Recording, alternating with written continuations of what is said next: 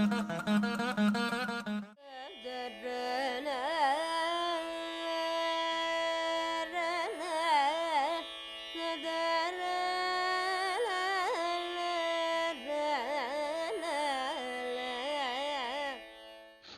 right.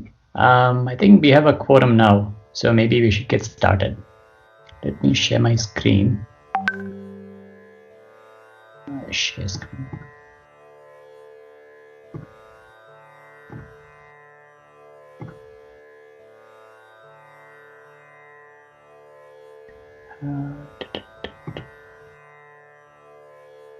Present. Can you all see my screen? Can you all see the presentation? Yes, see the presentation. Okay. So you see like Goddess Meenakshi, right? Yeah.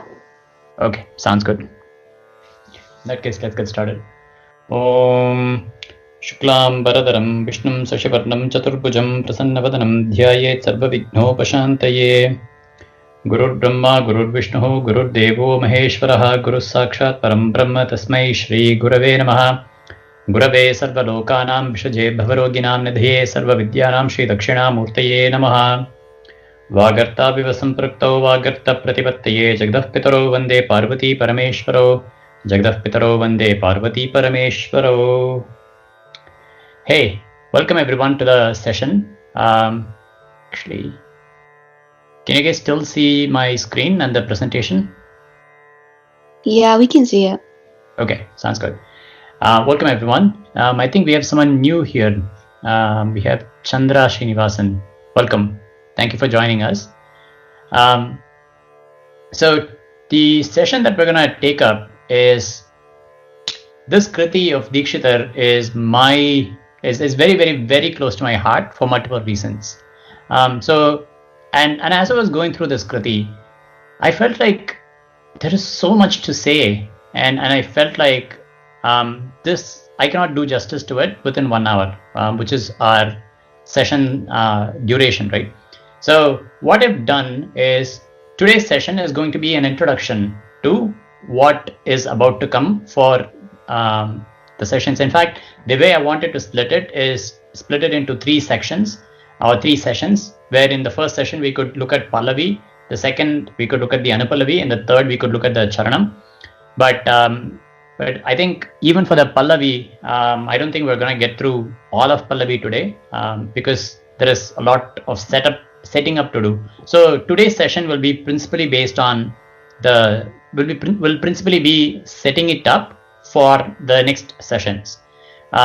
So if you were expecting to see all of the Kriti today, I'm sorry to disappoint, but I promise to follow it up with multiple sessions. Okay. So with that introduction and without much further ado, let's get started. Okay. So today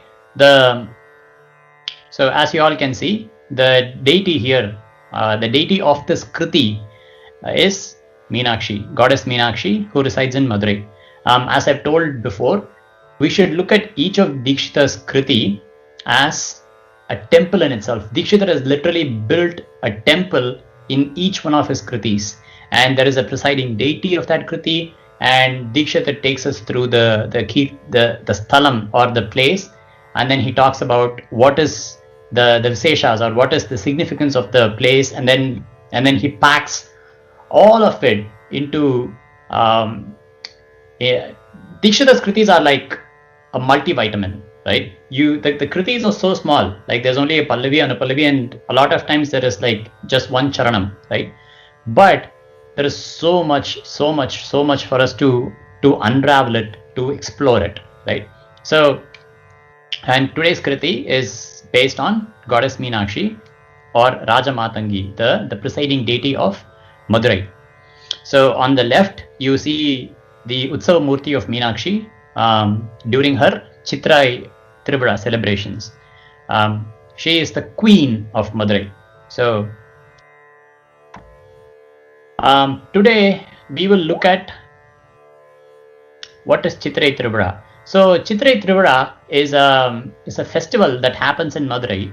It it is a festival that I think happens over 10 days, and it ends in Meenakshi's Tirkalyanam. So the festival is the celebration of goddess Meenakshi's wedding to Lord Sundareshwara, and it's one of the grandest festivals in South India, in probably all of India, and it's attended by close to maybe like 1 or 2 million people every year. And there is like huge celebration, like the entire city of Madurai gears up for this celebration. People like take time off, and then they come in, and then they start, like, everyone in Madurai feel like this is their own wedding, or it is a wedding of someone in their own house. So people actually take time off. They come and start volunteering at the temple, because it's a huge celebration, right? Like, imagine if you have to feed 1 million people, you have to arrange for the logistics for 1 million people, and you have to there's ton of work to be done. So people start taking part in cutting vegetables. People start taking part in setting up pandals, in setting up in doing the floral arrangements, and in setting up everything, like even for all the visitors who will be visiting from other places, and taking care of them. It's a mass event. It's the scale of that event is almost unparalleled, and it happens every year, and it's a wonder to see. And at the end of the day, at the end of the festival, Meenakshi's brother, who was Mahavishnu, he comes across the Vaigai on a golden horse. He's called as Kallaragar. He comes across the river Vaigai in a golden horse. But by the time he comes, the wedding is over, and then he's very upset, and then he turns back and then goes back to his place, which is, it's a spectacle. I really wish all of us will get a chance to see it at least once in our lifetimes. I haven't seen it myself so far. I've only seen it in pictures. I've only seen it in live telecasts and videos. But I would, if Meenakshi allows us, I would like to be present to that session. Okay, and thank you for that question. It almost made me go back and revel in that event of my past years. So coming back to the session, and feel free to interrupt me and ask me questions like you just did, so that I can provide answers to the extent that I can. Okay. So the Kriti is, the Kshetram is Madurai. Kshetram is the place. So the place of this Kriti is Madurai. We'll be seeing about Madurai a bit today. And the Murti is Meenakshi, or the deity is Meenakshi, and the Kirti, or what is special about Meenakshi. And then for that, we will look at her Raja Mathangi form. Okay, we are still reciting only in the Pallavi, where the words Meenakshi, Mathangi, all are present just in the Pallavi, and Madhurapuri is present in the Charanam, but I want to bring that one here because it falls in place. Okay, now that is Madurai, and that is the aerial view of the temple. It's a huge temple for the goddess. It's one of the richest temples in India as well.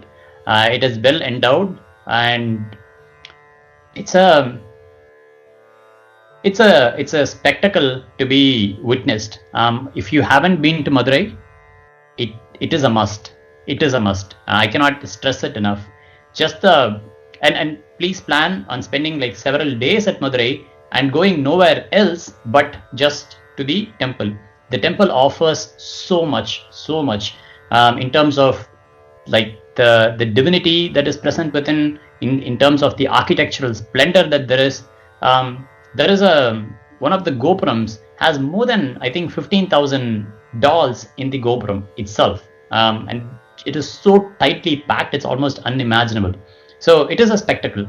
And to the lower right is the temple tank. It's called as the Pottramarikodam, or the tank of the golden lotus, and it has its own significance as well in the Thiruvalayadal Puranam. And the speciality of this tank is that they say no fish ever grows in this tank. Even though the deity herself is called as Meenakshi. So a little bit more about Madurai itself. It is an ancient city that has been continuously inhabited for well over 3,000 years, and 3,000 is a very, very, very conservative estimate, because we have the Sangha literature that goes back further than that.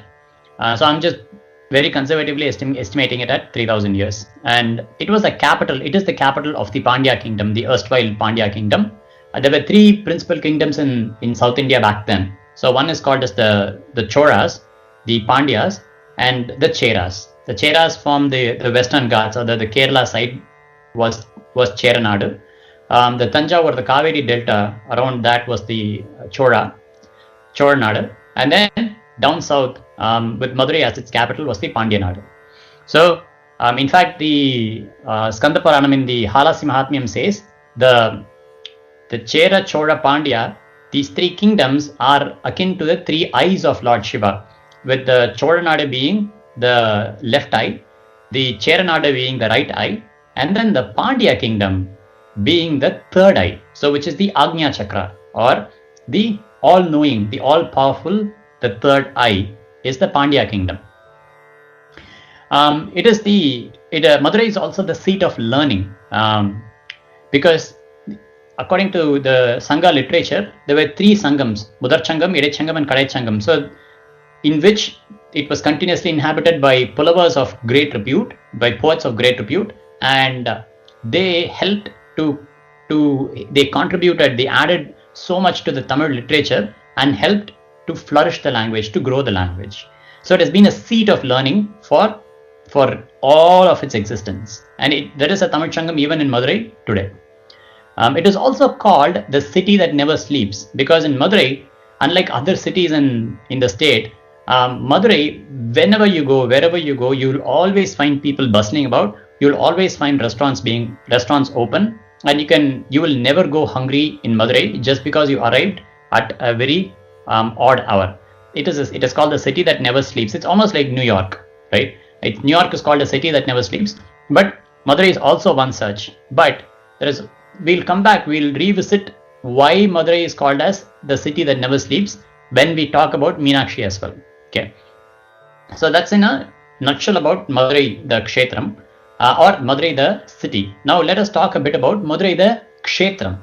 So when I say the differentiation between Madurai as a city and Madurai as a Kshetram is, earlier I talked about the physical aspects of the city, right? Now I want to talk about the spiritual significance, or the divinity that is embodied within the city. So Madhurapuri as it's called, is the city of Madhu. Madhu means nectar. Nectar means, what is nectar here? Nectar here refers to the divine bliss, or the divine nectar. So there is nothing else that is more sweeter than our devotion to God. There is nothing that is more sweeter than God himself, right? For example, even in the Madhurashtakam, we say, what do we have? We have in MSMA's beautiful voice, Adharam Madhuram, Madhuradipatehe Akhilam Madhuram, right? So he describes every part of Krishna and says, everything is so nectar-like, everything is so divine. Madhuradipatehe Akhilam Madhuram. So everything is Madhuram. Everything is so divine, everything is so nectar-like, right? If you take a bowl of payasam, wherever you put your spoon, it is going to be sweet, right? Likewise, Madhuratipatehe Akhilam Madhuram. So Madhurapuri, or in Madurai, it is called the city of nectar, because of the presence of the temple. So even Avayar says, Koililla Uril Kudirikka Vendam, which means, don't reside in a place, don't reside in a city that doesn't have a temple. That is what Avaya says. Because you can have all the infrastructure, you can have all the facilities, but what truly gives a soul to the city is the divinity that it contains.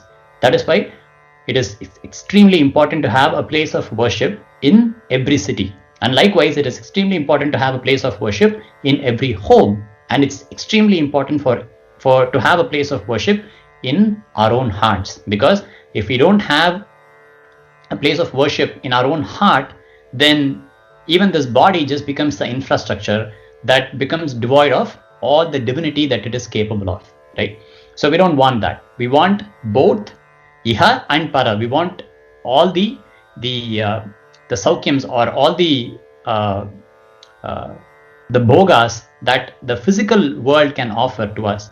But these are all fleeting, right? So we want to hold on to something that is permanent, and that permanent sweetness is the madhu, or the divine nectar. Okay, so it is also the city where Lord Shiva, Madurai is also the city where Lord Shiva performed all his 64 leelas, or Thiruvilayadals. Have you guys seen this movie called Thiruvilayadal in Tamil?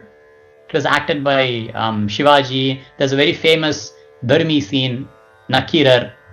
It has all of these like really famous songs like Padam Niyappa, Jnana Padam Niyappa. That and it has the scintillating Gauri Manohari, which is Patum Nane Bhavamum Nane. Have you guys seen that movie? Yes, no? If you haven't, then I think you should. Okay. I think I suggested again that movie is classic for multiple reasons. The songs are great, the acting is great, the actors themselves are wonderful, the screenplay is great. So, and it doesn't represent all of the 64 leelas of Lord Shiva, but it takes a very select few and then represents those in that movie. So if you haven't seen it, I highly recommend it. Especially as musicians, you will have great value in listening to the songs. They are some of the evergreen classics in the Tamil movie industry. So it is a city where Lord Shiva performed his 64 leelas. In fact, a lot of Shiva Bhaktas, a lot of Nayanmars, they will be so afraid to step into the city of Madurai because they'll say, oh my God, what would I do? How can I put my feet inside the city? This is the city where Lord Shiva himself roamed the streets. Every street of Madurai has had Shiva's feet touching it, right? So how can I put my feet in it is what a lot of devotees have thought about earlier. Madurai is also, as a place of learning, as I mentioned earlier, it is also the city where all these 64 forms of art reached their fullest potential. They were in no other city did all the 64 forms of art were able to be articulated, for lack of a better word, to their fullest potential. So what were the 64 forms? Oh, there are a ton. I don't know all for all 64, but sure, I can give you some examples. For example, music, singing is one of the arts. Dance is another form of art. Painting is another form of art. Cooking is another form of art. To be able to integrate decoration is another form of art. Oppanai, or to be able to dress oneself up, is another form of, or makeup, right? Makeup is another form of art. The art of speech, to be able to speak in a very, very, very articulate. So if someone is speaking very well, what do we say? He's very articulate, right? Because his speech himself becomes an art. So the art of writing poetry, the art of writing prose, all of these are all of these are examples of art. And likewise, there are a whole slew of them. There are 64 arts, and every single one of these art forms reached their fullest potential, which means it had the best exponents of those art teaching this art form in the city at some point. So the city of Madurai, as a seat of learning, has all of these 64 arts developed to because that's when it becomes a seat of learning, right? Because if you want to learn any art form, then you come to Madurai, and then you're rest assured that you have the best teachers, you have the best environment to learn it, and you have the best support system to learn it, right? So despite all of this glory that the city has, there is one person who steals the show, who truly rules the roost, and that is that is goddess Meenakshi, right? You can almost forget everything else that I told you about Madurai, because Meenakshi is there. Even if you remember just Meenakshi, forget everything else, just Meenakshi. The moment you mention Madurai, the name that flashes in our mind is Meenakshi, right? Even though Lord Sundareshwara is also in the same temple as Meenakshi's consort, she totally overshadows him. She totally outshines Lord Sundareshwara, and then the city has become synonymous with Meenakshi, and because of Meenakshi, it is synonymous with being the seat of learning, and it is synonymous with the city that never sleeps, and we'll see why. Continuing with the spiritual aspect of Madurai, the city itself, the old city, not the new one, but the old city itself is in the form of Sri Chakra, with the temple at the very center and the shrine of Meenakshi at the very, very, very, very center. At the Bindusthana of Sri Chakra is where Meenakshi is. Even in Shankar Bhagavad-pada's Meenakshi Pancharatnam, we have Shri Vidyam Shivavama Bhaganalyam Hrinkara Mantrojvalam Shri Chakrankita Bindu Madhyavasatim. Right? Shri Chakra is the city of Madurai itself, and in that Sri Chakra, in the Bindusthana, at the very center of Sri Chakram, is where Meenakshi is. It's what Shankara Bhagavad-pada also says. And all of these streets, the Adi Vidhi, forms the Trikona or the triangle. So if you look at Sri Chakram, there is at the very center there is a Bindu or a spot, and then immediately outside that there is a triangle, and then the Adi Vidhi is said to be that triangle. And then likewise, the Sri Chakra has 9 enclosures. It has got 9 concentric points or circles, or I won't call it circles, but 9 enclosures. Okay, and each of the streets of Madurai, the Chitrai, Avani, and Masi Vidhi, and all of that, they slowly are from the very center of the temple. They slowly start reaching outward and forming, and they form each of these different enclosures of Sri Chakra. And at the very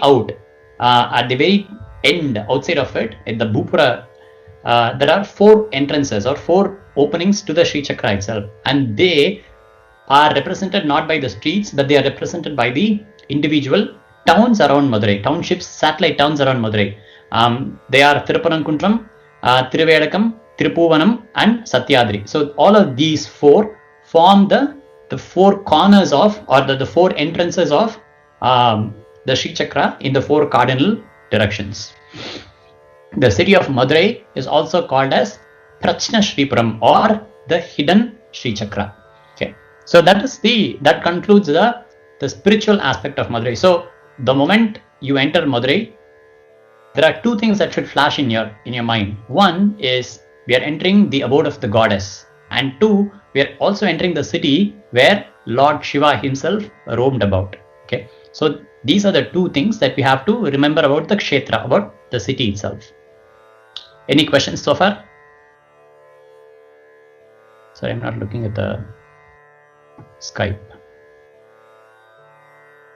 Okay. So kshetra means city. Yes. Kshetra means a place of dwelling. For example, we can call our own body as a kshetra. Kshetra is also a place where something grows. Okay. So in a city, people grow, like plants and vegetables and farms and fields and all of that, they grow, right? So what grows in this kshetra? If our body is considered as a kshetra, then what grows in here is all of our karmas. They have chosen this body to grow and to fulfill what they set out to fulfill. Okay, I don't want to go too much into details of that. But a kshetra is a place. At the very simple terms, a kshetra is a place. Okay, it can mean a city, can mean the human body, can mean any place where something is allowed to grow. Okay. Okay.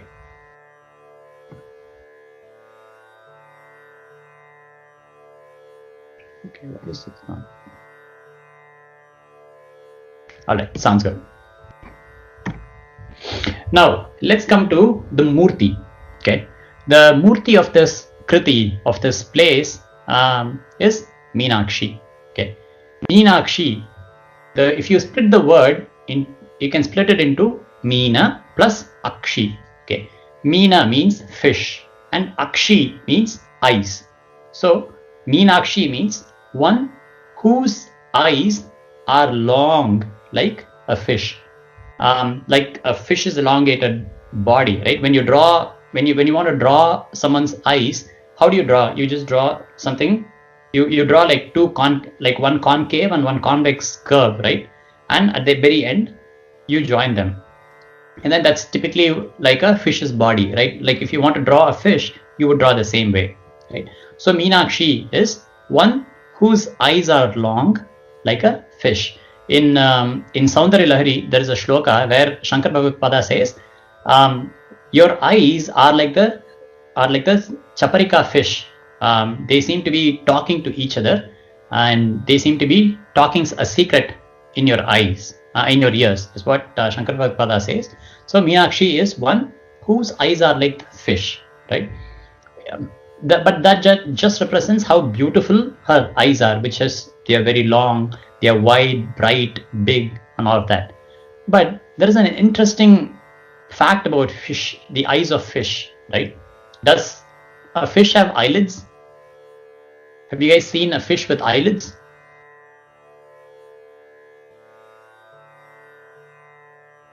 No. Yeah.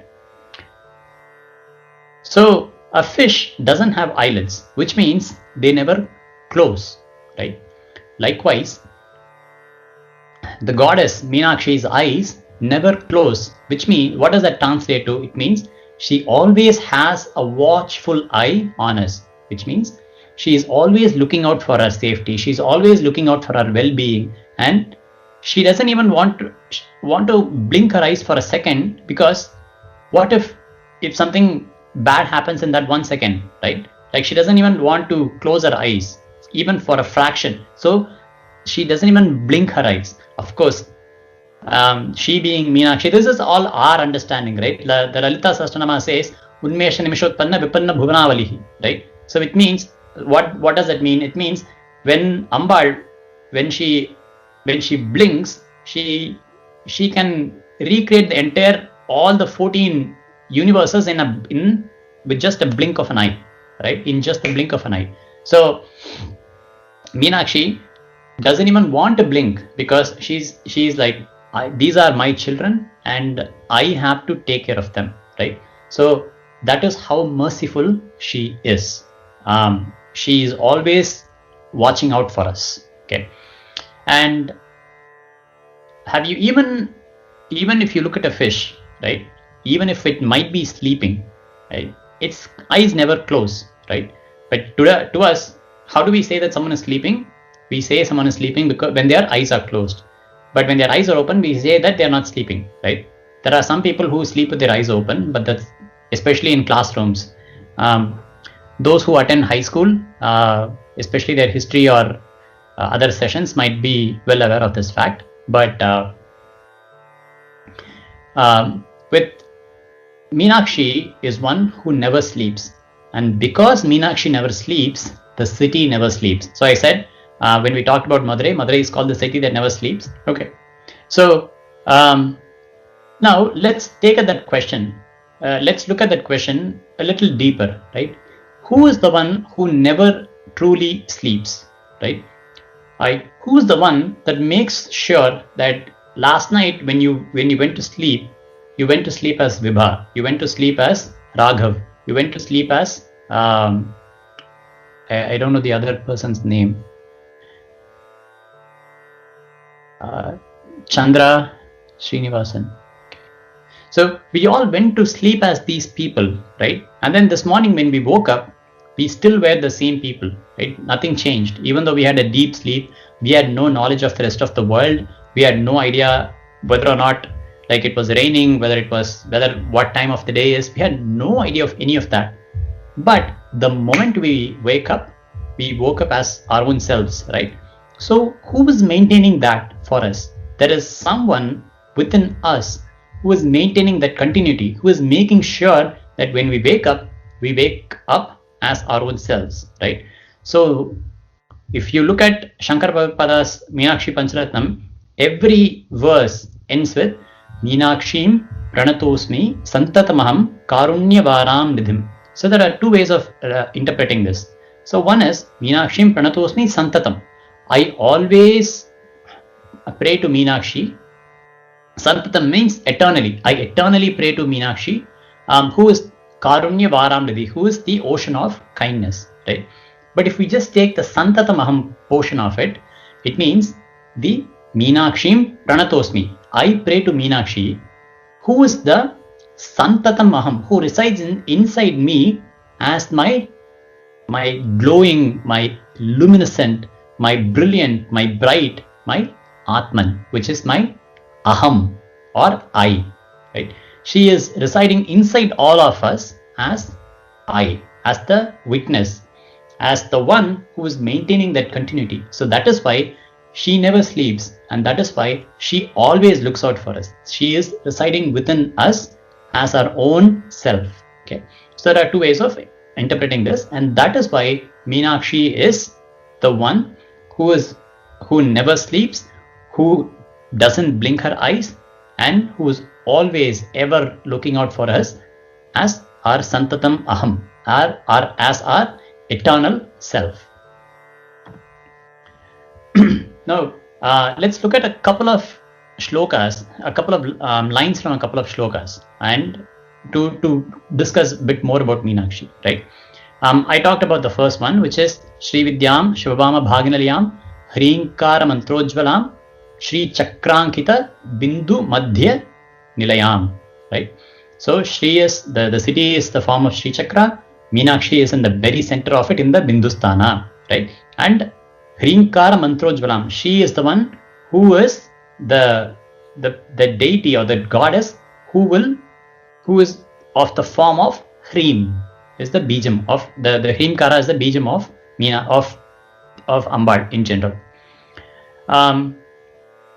In another shlokam, Shankara Bhagavada says, Shri Vidye Shivavama Bhaginalaye, right? The same lines as before. Shri Vidye Shiva Vama Bhaginalaye Shri Raja Rajachite.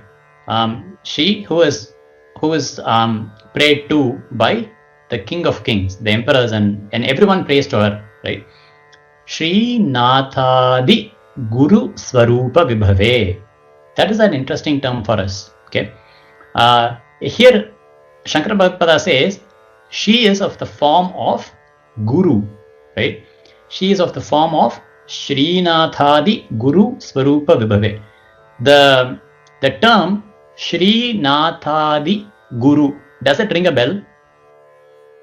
Do any of you know this term from anywhere else?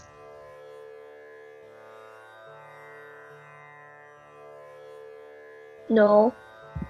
No? Okay, someone says yes. Yes. Yeah. Can you? Yes. You can talk, that's fine. You don't have to just... it muted. It was Srinatha Di Guru Guho. That was the first word of his. Thank you. So that is the very first kriti of Dikshita, right? In Maya Madhava Gowda.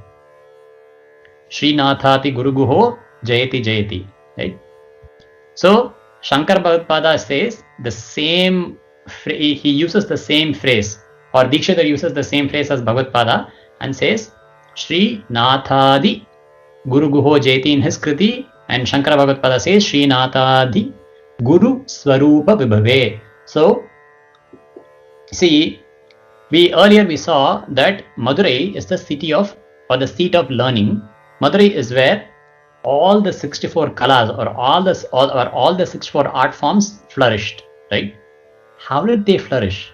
Because at the very center of the city is Meenakshi, who is of the form of Srinathadi Guru Swarupa.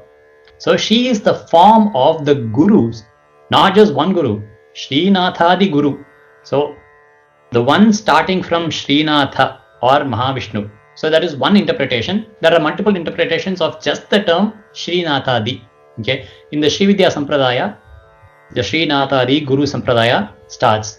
Srinathadi can also mean Narayana or Mahavishnu, as I said, because Sri means Mahalakshmi. Srinatha is Mahavishnu, and we have this shlokam, right? Narayana Samarambham, and then the rest. I don't remember the rest of the shloka. For example, in the Shankara Mata forms, we have Sadashiva Samarambham Shankaracharya Madhyamam, right? So likewise, I don't know what it is for in the Vaishnava Sampradaya, but there is also the Narayanam Padmabhum Vasishtam.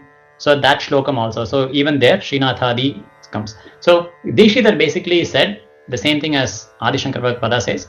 I offer my namaskarams to all forms of gurus that are everywhere, and Meenakshi is of that form, is what Shankar Bhagavad says, right?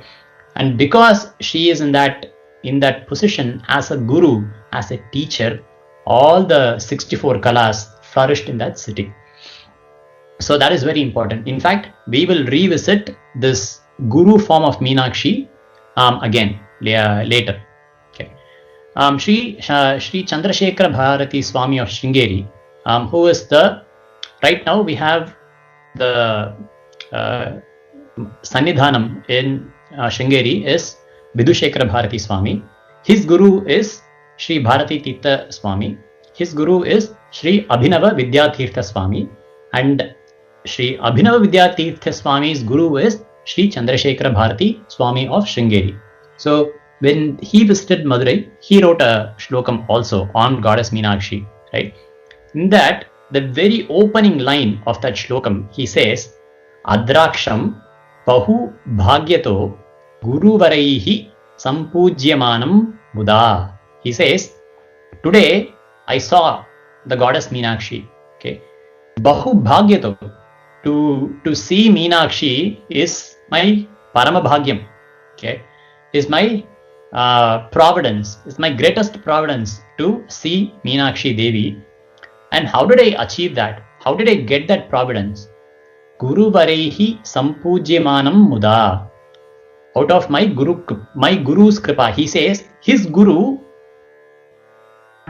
after Sri Chandrasekhara Bharati did the puja, his guru was pleased, and because of that guru kripa, today I saw Meenakshi, who is of the form of Srinathadi Guru Swarupa Vibhave, right?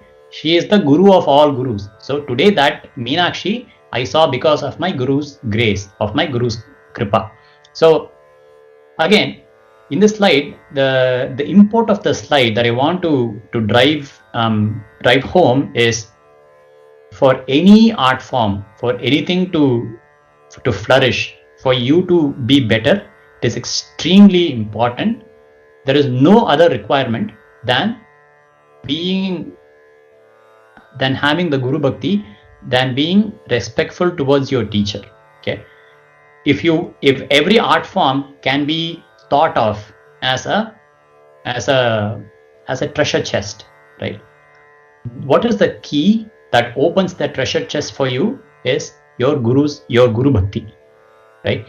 Once after that, then you can, there is a whole 9 yards that you have to walk, which is you have to practice, you have to do. But all of that will come easy if you have Guru Bhakti, if you trust your Guru's words. Sri Shankara Bhagavad says, Shastrasya Guror Vakyasya Shraddha. Avadhanam Shraddha. I don't remember the shlokam exactly. Shastrasya Gurur Vakyasya something is Shraddha. So he says, what is Shraddha is having complete faith in the Shastra and in one's Guru's words. Okay, so respect the art form, respect your teacher's words, and then you will have complete Shraddha. So Meenakshi Devi represents that Gurumurthy Swarupam, and that, as we all saw. So when we talk about a deity, we cannot complete it without talking about all the, or at least a few of the bhakthaas. Okay, as we already saw, Adi Shankara Bhagavad is one of the greatest devotees of goddess Meenakshi. How many of you have heard of Sri Kumaragurupara Swami? Anyone? Okay. So I'll leave these as exercises for you to go figure out. Maybe in the next class, each one of you can tell me something about each of these bhakthaas. Okay. Go do some research. Look up who Sri Kumaragurupara Swami is and how he is connected to Meenakshi. Likewise, look up who Sri Kudandayananda Swami is and then how he is connected to Meenakshi. There is one devotee that I want to talk about, which is Sri Peter Pandian. His name is Rouse Peter. He was a collector in Madurai district back in the British era. It's an interesting story, so I want to talk about that briefly. And why is he included? Why is a Britisher included in the list of Meenakshi bhakthaas? Right. So this Peter Pandian, or this Rouse Peter, when he was the collector of Madurai, when he first arrived, he asked to be taken to the temple, and with great reverence, even though he was not a native Hindu, he still respected the tradition and culture and customs of the place that he was in, which is Madurai. And then he took off his shoes, he went inside the temple, he had a darshan of Meenakshi, he came out, and then ever since, every time he would go around the city or around the temple, he would always stop, and just outside the temple, he would offer his prayers to goddess Meenakshi, and then he would go about.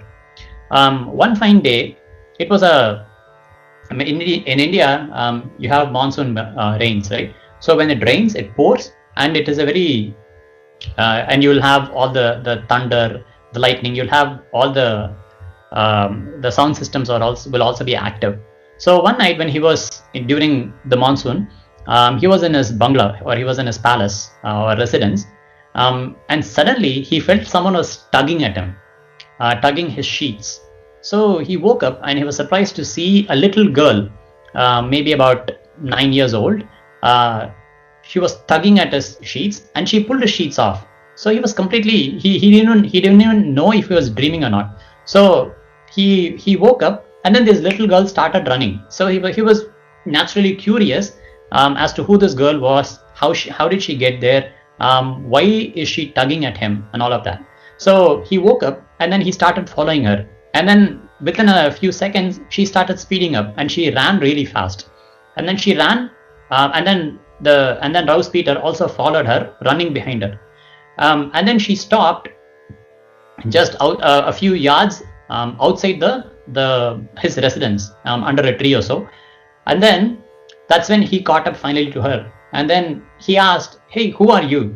And why did you wake me up from sleep? And why are you running? Like, I need answers to all of this." The only answer that she gave was she smiled at him, and then she just disappeared into the darkness of the night, right?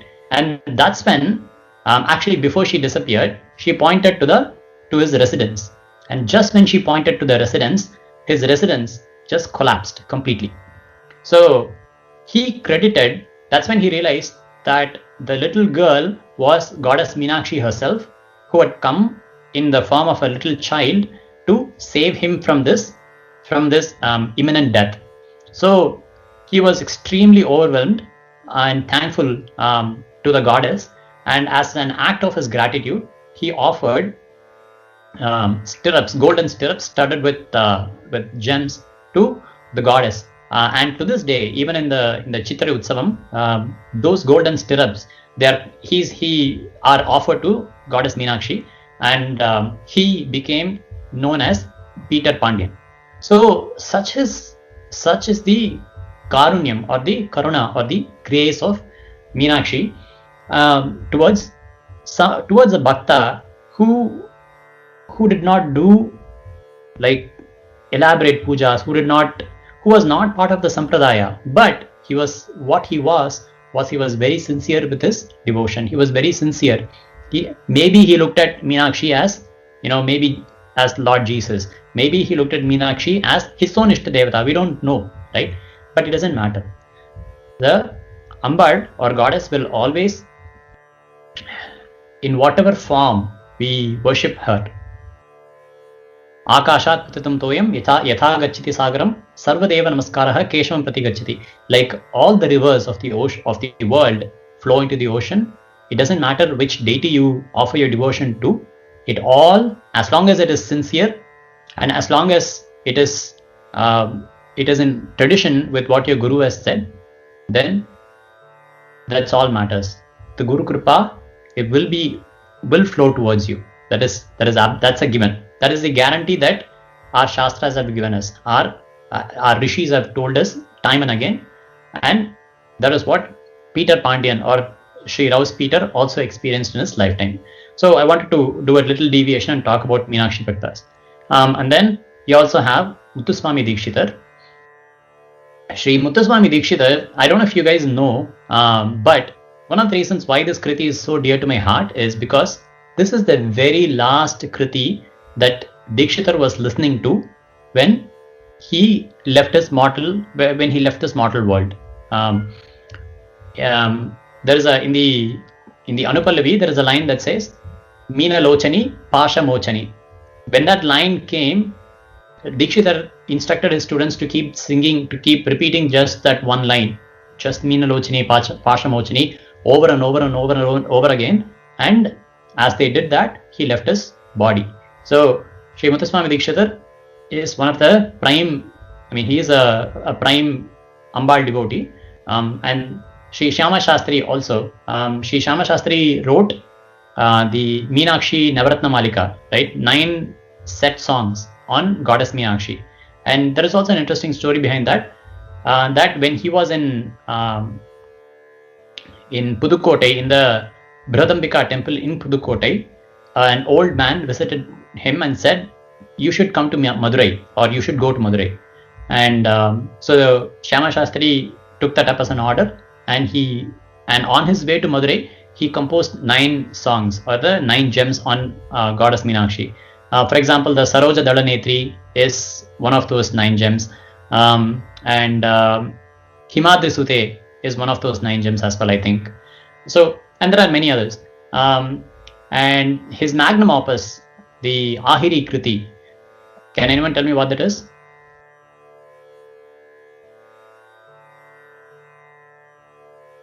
Does anyone know what the Ahiri Kriti of Shyama Shastri is? It's Mayamma Inine. Yeah, thank you. Yes, it's Mayamma. So when he sang Mayamma in the shrine of Meenakshi at Madurai, the Devi did an Avirbhavam, or the Devi descended onto the chief priest, and she said, "Here is my prime devotee. Okay, so offer him all the respects that you would offer to a king." Right? And Shyama Shastri was conferred all of the respects by the temple on Meenakshi's bidding, and that's why Sri Shyama Shastri is also, even though his principal deity is Kamakshi, here Meenakshi says he is my devotee, because whether it's Kamakshi or Meenakshi or Visalakshi or Annapurna or Akhilandeshwari, or doesn't matter, right? Whether it's Kali, Durga, or whatever, they're all the same. Right? So here's that, and then Indra Mahanubavu, there are so many more devotees of Goddess Meenakshi, right? So I just wanted to talk a bit briefly about that. Now we completed the Kshetram, which is Madurai, and then we talked about Meenakshi, who is the Murti. Now it's time to talk about the Kirti, or the it's almost impossible to talk about the Kirti, because she is Manovachama Gochara. She is one who is beyond words, and who is beyond the grasp of words, who is beyond the grasp of the mind, right? So we will attempt very briefly to talk about her greatness. Okay, Sri Dikshitar says, "Meenakshi Memudam Dehi Mechakangi Raja Mathangi." He uses this word called Raja Mathangi. So let's delve a bit into Raja Mathangi. Okay, now here is a shlokam. Says, "Sarigama Padha Niratam Tam Veena Sankranta Kanta Hastam Tam Shantam Mridula Swantam Kucha Bharatantam Namami Shivakantam. So this is one of the verses in Shyamala Navaratna Malika by Sri Kalidasa, the great poet, one of the greatest poets India has ever produced. Right? I'm not going to talk much about this shlokam now because there is a wonderful exposition on this shlokam by none other than Sri Kanchi Mahapariva himself. For 25 minutes he has talked about this shlokam, and I don't think anyone can outdo that. So I highly recommend you all to go to look it up and to listen to that. But Meenakshi as Rajamatangi. Rajamatangi is the same as Shyamala, or the Shyamala. Shyama means the dark one. So she who is dark colored is what Shyamala is, and Rajamatangi is also the same. Now, who is Rajamatangi, and what does she rule over? Like, see, when we look at light, right? When we put a prism in between, it splits into 7 colors, right? And then we call each one as, violet, indigo, blue, green, yellow, orange, and red, right? So likewise, when you take Ambal as Parabrahma Swarupini, right? She is Brahma Vidya Swarupini. But when you take a slice of Ambal and you, or for kalas, or like we talked about the 64 kalas, right? And then you create an Adhisthana Devata for each, not you create, when you realize who the Adhisthana Devata is for each one of those art forms, or for each one of those emotions, then we get these different forms. For example, we say Mahalakshmi is the Devata for wealth, Saraswati is the Devata for wisdom, for knowledge, and Durga is the Devata for Veera or Shaurya, right? So likewise, Kali is the most fierce one, and she is the, if you want victory over enemies, go do a puja to Kali. Like, we have these umpteen number of forms of Devatas of Ambal, and let's look at what Rajamatangi represents, or what does she stand for. Okay, how are we doing on time? Oh, it's 11:26. Okay, so here is Rajamatangi. She is holding a veena in her hand. I think in Shyamala Dandakam, Kalidasa starts with Manikya Veenam Upalayantim Madalasam Manjula Vakvilasam Mahendra Neeladyuti Komalangim Matanga Kanyam Manasas Marami. Right? That is how Shyamala Dandakam starts. So Rajamatangi is Manikya Veena Upalayantim. She is holding a veena which is studded with manikya or rubies. Upalayantim Madalasam. So she is intoxicated. What is she intoxicated by? She is intoxicated by the music that is coming out of the veena. Like, even for us, when we listen to really, really, really good music, it puts us in a trance. It almost transports us to a different place, right? We are intoxicated by that music. So that is the power of music, to captivate. So Madalasam, Manjula Vagvilasam. So Manjula Vag. So she can bestow you with the most eloquent speech. Manjula Vagvilasam, Mahendra Neeladyuti Komalangi. What? So Indra Neelam is sapphire, is blue in color. So Mahendra Neeladyuti Komalangi. So her body is of the color of sapphire. She's got a very bluish hue to her. So when we say, when we talk about clouds which are dark, we say it is Neela Megha. So, or it's grey that has a bluish hue, right? So that is her color. Mahendra Neeladyuti Komalangi Matanga Kanyam Manasas Marami. That Kanya, or that daughter of Matanga Rishi, Matanga Kanyam Manasas Marami. She is Matangi. So, for example, Rama is the son of Dasharatha, right? So he becomes Dasharati. Likewise, people who worship Vishnu are called Vaishnavas. Vishnu to Vaishnava. Dasharatha to Dasharati. Likewise, people who worship Shiva are called as Shaiva. Shiva to Shaiva. Likewise, Matanga Rishi's daughter is Matangi. Okay, so she is Raja Matangi. She is the daughter of Matanga Rishi. Now, what does she represent? What does Raja Matangi represent? Right? And we'll go into a bit more details of this kriti when we talk about, sorry, it is very overwhelming for me to talk about this kriti, to talk about Rajamathangi. So what does Rajamathangi represent? We'll go into details when we discuss the kriti. But here's an outline. So she represents knowledge. She represents knowledge which is transmitted through all forms of word. What are the forms of word? There are 4 forms of word. Okay. Has anyone heard Paradi Chatvari Vagatmakam? Has anyone heard this term?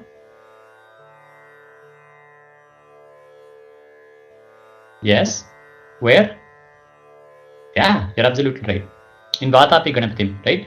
So Paradi Chatvari Vag Atmakam. So Dikshitar says Vinayaka Swami Ganapati is the representation of the Para Adi Chatvari, the 4 forms of word that start with Para, which is Para, Pashyanti, Madhyama and Vaikhari. Okay. Yeah, you're absolutely right. It is from Vatapi Ganapatim. In fact, I even have highlighted here on the slide. So these are the 4 forms of word, right? Like when you think about it, right now I'm speaking, right? This is the word that you hear. So that word is called as Vaikhari. Okay. So that emanates from the throat. It's called as Vaikhari. But before I speak that word, right, what are the different thought processes that there are, right? I'm framing this in my head, right? And how do I know these different forms, right? So there are 4 different phrases or 4 different stages of spoken word, with the first of which is called as Para. Para is the subtlest form. Okay. Para is synonymous with our inner self as Meenakshi, right? So she is Parash.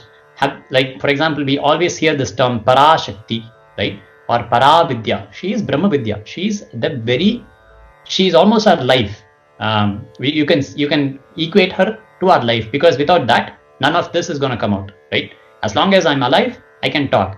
The moment that life force is drawn out of me, then there is no more talking, there is no more word. So the life itself becomes the first form or the first stage of word, which is Para. And then the next one is Pashyanti. That is a very, very, very subtle form of word. Okay, I don't know enough to delineate between these different forms of words, but we can think of it as the nascent thought, or what I mean by nascent is the very, very beginning or the sprouting of a thought. Okay, you can maybe call that as Parashakti Swarupini. Absolutely, she is the form of Para. She is the absolute life force which is sustaining this entire universe. So from there, the very first beginnings of thought occurs. The thought is not fully formed yet, but it just starts to sprout, and that becomes Pashyanti, because that is the first visible form of a thought. Anything beyond that, you could not see. But if you had the special equipment to see, then that is the first visible form of thought that can be seen. And then it becomes Madhyama. For example, if you close your eyes and thought and think to yourself, you talk to yourself, right, in your head. Okay, maybe we can equate that to Madhyama. And then it becomes Vaikhari, which is the spoken word. Okay. Dr. David Frawley, who is a great scholar, he classifies Para, Pashyanti, Madhyama and Vaikhari to the 4 states of the human body. So Vaikhari is in the waking state, because when you talk, you're awake. So Vaikhari is in the waking state. Then he says Madhyama is in the dream state. Okay, when you have dreams and then there are conversations going on in your head, in your dreams, that becomes the Madhyama stage. Then he says Pashyanti is in your deep sleep. He says even in your deep sleep, there are conversations going on which you may not be aware of, but there is a conversation going on in your subconscious, right? And that is Madhyama. And then he says Para is the absolute stillness. There is, you could almost say it's the sound of silence. And that Para state can be achieved, can be heard only in Samadhi state, which is the 4th state or the Turiya state. So these are the different forms of word, and Rajamathangi represents this knowledge which is transmitted through all forms of the word. Para, Pashyanti, Madhyama and Vaikari. Okay. Moving on, Mata. So Mathangi, the root word for that, it comes from Mata, right? So Mathanga Muni, right? So Mathangi, Mata means thought or opinion. She is the goddess who's in our head, who's in our mind, and who is the power behind all of our thoughts, right? And she is the goddess of outward articulation. So whatever is in my head, I need to be able to articulate it well so it reaches my audience, right? Without her grace, that can never happen. So they say, if you are into public speaking, if you want to get into a position of influence where you want to influence others with your speech, then you absolutely need Rajamatangi's grace. And she is the Nada or the vibratory force. So Nadam should not be taken as just the sound, right? It's the spandanam or the vibration of life force. She's a life force, right? Shankar Bhagavapada says, Nada Brahmamayim Parat Parataram, right? So she is the very, very, very form of Nada Brahman. So she is non-different from Parabrahman but in the Nada form, right? She represents that. So Rajamatangi represents that Nadam.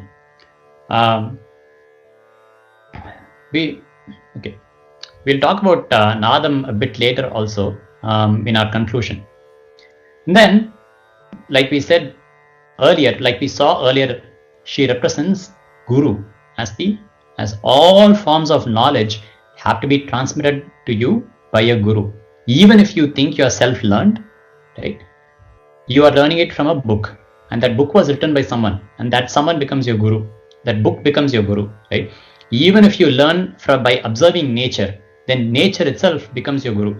In the story of Dattatreya says, the entire universe is my Guru. He says there are 24 Gurus that I've learned from, and he lists all of them. He says, from the fish, I learned that I should not be a slave to my tongue because of that a fish got caught in the fishing hook because it wanted to eat. So I should not become a slave of my tongue.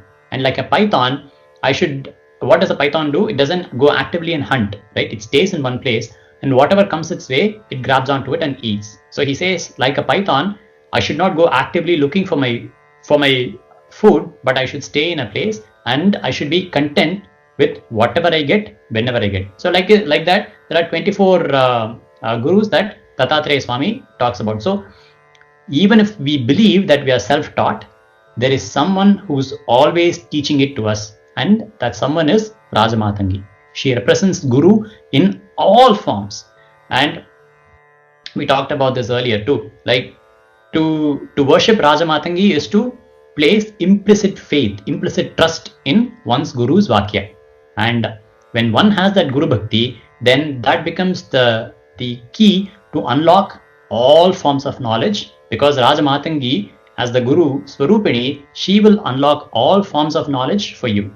That's why when you go to Mahans like Dikshitar, or when you go to Mahans like Chandrasekhara Saraswati Swami or Chandrasekhara Bharati Swami or all of these Mahans, you can talk to them about anything and everything in this world, and they will always be in a position to talk to you. Right? They wouldn't have been actual physicists, they would not have been chemists, they would not have been doctors, they would not have been, but they will talk to you with such eloquence at length about all of these topics, because they have unlocked that which needs to be unlocked, which is the root of all forms of knowledge, right? And then Rajamatangi will literally, even Sri Ramakrishna Paramsa says, once you do upasana to Ambal, once you worship Ambal, she is there and she will take a shovel and shove all knowledge in your way, in your ears, in your mouth, and then you will talk as if there is no tomorrow.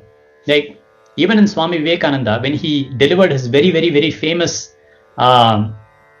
lecture in Chicago at the conference of all religions, right? He was very unsure, he was very unprepared as to what he's going to deliver, right? But just prior to to taking stage, he had a vision of his guru, Sri Ramakrishna Paramsa, on stage. And from that moment, he had no worries about what he was going to speak. And what a speech that was. It continues to echo, it continues to be relevant, even 100 years, 120, 30 years after he took that stage, right? So that is Raja Mathangi. As Guru Swarupini, she will be there and she will guide you from within. She is Raja Mathangi. And Raja Mathangi will bestow that Sarvajñatvam, which is what we talked about earlier, which is when you talk to these Mahans, they will talk to you at length about anything and everything, any subject. And you can have a very, very, very eloquent conversation with them, assuming we are eloquent ourselves, at least in that subject. If you look at Kanchi Mahaswami, they'll say, someone told me this once, they said, if you look at Devathan Kural, it will seem almost like you should give at least some 100 PhDs to Kanchi Mahaswami, because he has such depth in practically everything that he has spoken about, right? Whether it is Shilpa Shastra, whether it is music, whether it is Advaita, whether it is Bhakti, whether it is Sanskritam, whether it is Tamil, whether it is Kambaramayam, whether it is Tirupavai, whether it is Tiruvambavai, whether it is Nayanmars, you can talk to him about practically any of these and he will still talk to you. He will also quote from the Quran. He'll also quote from the Bible. Like people of all religions, people of all faiths have had almost an uninterrupted conversation with Kanchi Mahaswami because of that's why we call him as Sarvagyan, right? So moving on, I know we are well past our 1 hour limit. So Mathangi and Ganesha. So Ganesha Swami or Ganapati Swami is also called as Matanga because Mathangi also means an elephant. So both of these forms are very, very similar. They are interchangeable. We also say that Ganesha or Ganapati is the very form or embodiment of wisdom, and Mathangi is also the form of wisdom. They both have absolute control over speech. If someone does a upasana to Ganapati, then he will be very, very eloquent in his speech. Likewise to Ambal, to Raja Mathangi, one will be very, very, very eloquent. So I wanted to bring your attention to this, the similarity between both of these forms. And in the Srividya Sampradaya, Meenakshi is referred to as Mantrini Devi. So Kamakshi in Kanchipuram, she is referred to as Lalita Parameshwari. Meenakshi in Madurai is referred to as Mantrini Devi. And Akhilandeshwari in Trivanaikaval is referred to as the Dandini or the Senapati, Mahasenapati of Ambad. So these three deities together, the Mantrini, Dandini and Lalita Parameshwari, together they form the Triputi or the Trinity. So she is the Mantrini. She holds power over all forms of mantras, she is Mantra Swarupini, Sarva Mantra Swarupini. Okay. She is Raja Mathangi. And her residence, where does she reside? She resides naturally in the throat chakra or the Vishuddhi chakra. So there are 6 chakras. I won't go into detail, but there are 6 chakras starting at the base, which is the Mooladhara, and going all the way to the top, which is Sahasrara. There is Mooladhara. There is Vishuddhi chakra and Laya. Thank you. What is the next phrase after that?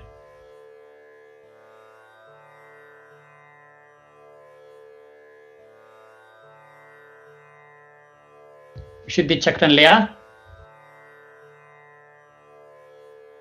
Thank you. Thank you, Suraj. Thank you, Raghav.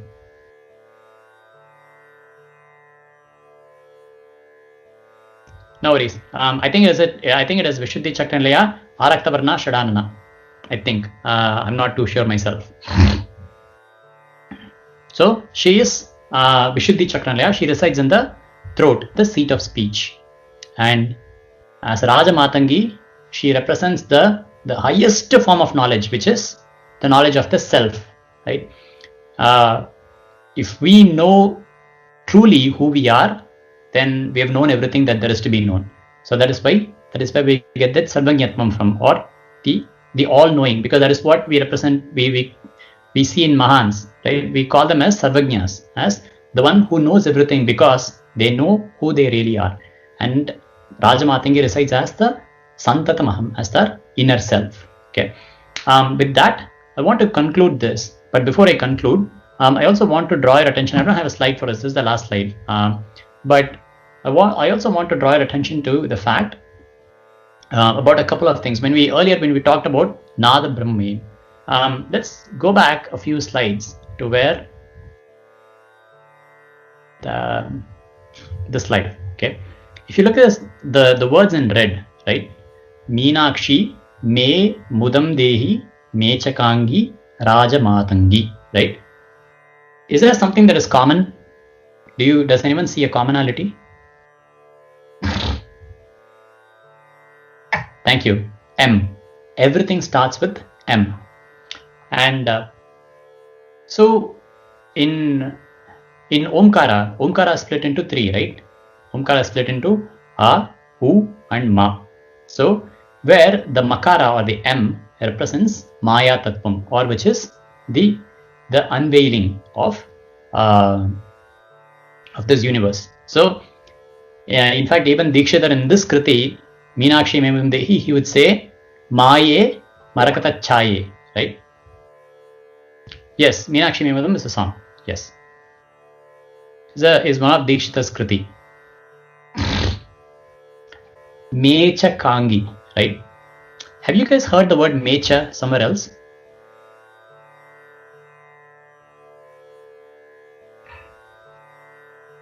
Mecha something? Yeah, Chitchaktis Chetanarupa is from Lalita Sahasranam. Absolutely.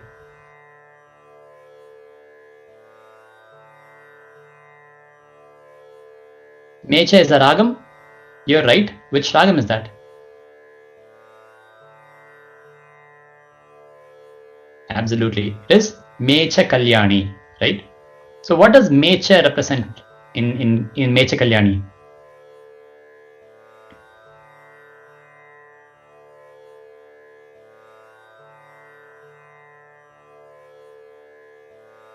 Or Dhira Shankarabharanam. What does Dhira represent in Shankarabharanam? Or what does Mecha represent in Mecha Kalyani?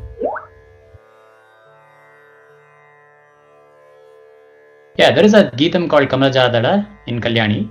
But what does Mecha represent? So what it represents is, it represents that Kalyani is the 65th Melakarta Raga, right? Because Mecha, Ma, there's a numbering system called Kadpayati Sankhya, in which each alphabet. Yeah. Maybe you should sing that song to us one of these days, Raghav. Okay. So coming back to Mecha, Mecha represents, thank you, represents the number, Na represents 5 and Cha represents 6. So Mecha Kalyani. So it is technically 5, 6, so 56. But according to the rules, you have to reverse it. So it becomes 65. So Mecha Kalyani means Kalyani is the 65th Raga, Melakarta Raga, right? Am I correct? Is Kalyani the 65th Melakarta Raga? Yeah, thank you. So now here Dikshitar has said Mecha Kangi. Okay. In fact, even in Shyamala Navratna Malika, there is the same word appears, Mecha Kangi. In the next session, we'll draw a parallel between Shyamala Navratna Malika and the Pallavi of Meenakshi Memudam. We know we are running out of time. But Mecha represents the number, or Ma and Cha represent the number 56. Okay. Now, earlier we talked about Raja Mathangi representing all forms of knowledge that are expressed through all forms of word, right? How are words expressed? Words are formed by the individual syllables or aksharas, right? And does anyone know how many aksharas there are in Sanskritam?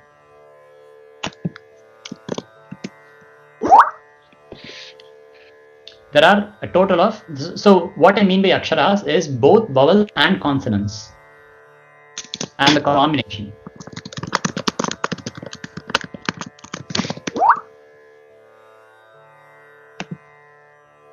So there are a total of 51 aksharas. Okay. So we already have 51. Now, Yeah. Sorry, did someone have a question or say? Oh yeah, you're absolutely right. There are 51. So there are 51 aksharas. Now, we saw that Raja Mathangi represents all forms of words, which means she has to represent all forms of aksharas. So 51. Now, we saw that she represents the 4 stages of spoken word, which is Para, Pashyanti, Madhyama and Vaikari. So 51 plus 5 plus 4 is 55. So we got 55. Now, we also saw that Rajamatangi or Meenakshi Devi represents the highest knowledge that can be bestowed, right, through all these words. What is that single highest knowledge? That is Brahma Vidya, right? So if you add that 1, you get 51 plus 4, 55 plus 1, 56. So in Mechakangi, the literal meaning of that word Mechakangi means she who is bluish hued, or she is who is bluish in color, right? But if you represent it, look at it through the lens of Raja Matangi, then she becomes, and of course Dikshitar clearly gives the lens in the next word. He says Mechakangi Raja Matangi, right? So who is Raj Matangi? She is Mechakangi. Who is Mechakangi? She is Meenakshi. And what does Mechakangi here mean? She represents the embodiment of all of these 51 aksharas, the 4 forms of spoken word, and the life or the Chetana or that Chaitanya's Shakti, which powers all of these together, the 56. So she wears all of this as on her own self, right? As Mechakangi and Rajamatangi. Gurur Brahma, Gurur Vishnu, Gurur Devo Maheshwara, Guru Sakshat Param Brahma, Tasmai Shri Gurave Namaha, Gurave Sarvalokanam Vishajay Bhavaroginam Nidhe Sarvavidyanam Shri Dakshinamurte Namaha. Okay, can you guys see my screen, the presentation? We can see it.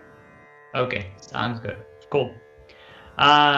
This is a long gap from our first session about Meenakshi Memudam. I apologize profusely for that. And thank you for joining in despite the last minute notice. So what we'll do here is we'll kind of recap what we've seen so far for say maybe 5 minutes. Learned is that Meenakshi Memudam Dehi, that was the last kriti that Dikshitar had heard on Deepavali day, on the day of his Mahasamadhi. So as his students were playing this or singing this song, this kriti, in the line Meenalochini and Pashamochini, he said to his students, like, just keep repeating this. And as they were rendering that line over and over and over and over again, he attained his Mahasamadhi. His famous last words were Shive Pahi, which means, "Oh goddess, protect me," and then that's it. That was the end of the colossal episode that was Shri Dikshitar.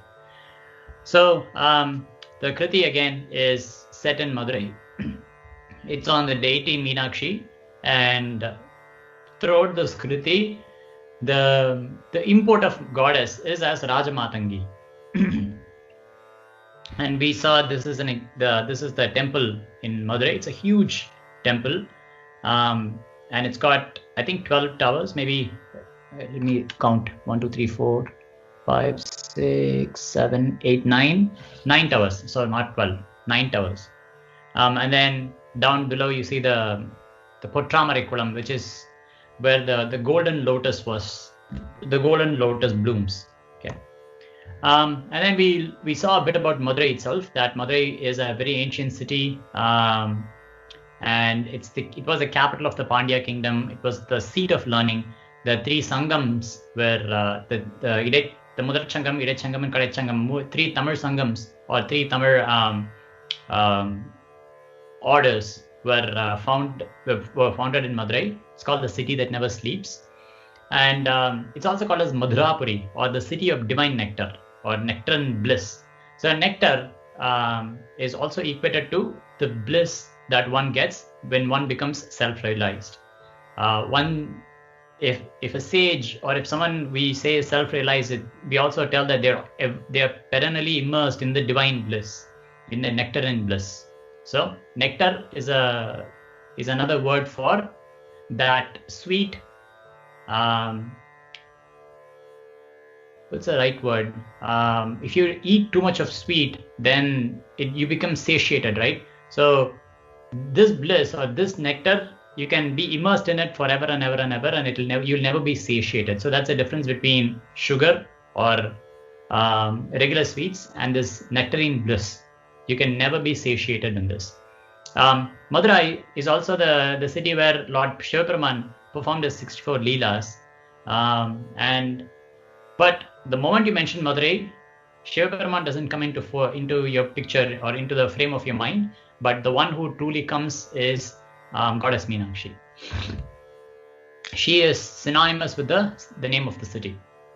And then we also saw that Madurai is in the form of Sri Chakra. At the very center is where the goddess resides, where Madurai Meenakshi resides, and how the streets of Madurai form consecutive rings around that very center, or the Bindu.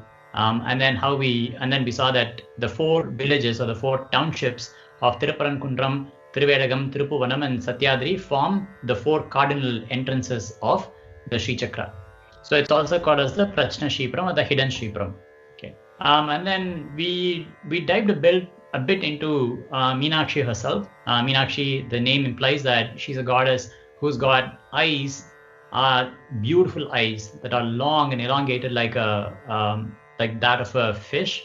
And we also saw that her eyes don't close because she keeps a continuous watch on her devotees, because she is the divine mother. She's the Jagan Nayaki, Jagan Mata, right? So the entire world, the entire universe are her children. So she keeps a continuous watch on them, and she never sleeps, just like a fish doesn't have eyelids and doesn't close even when it sleeps.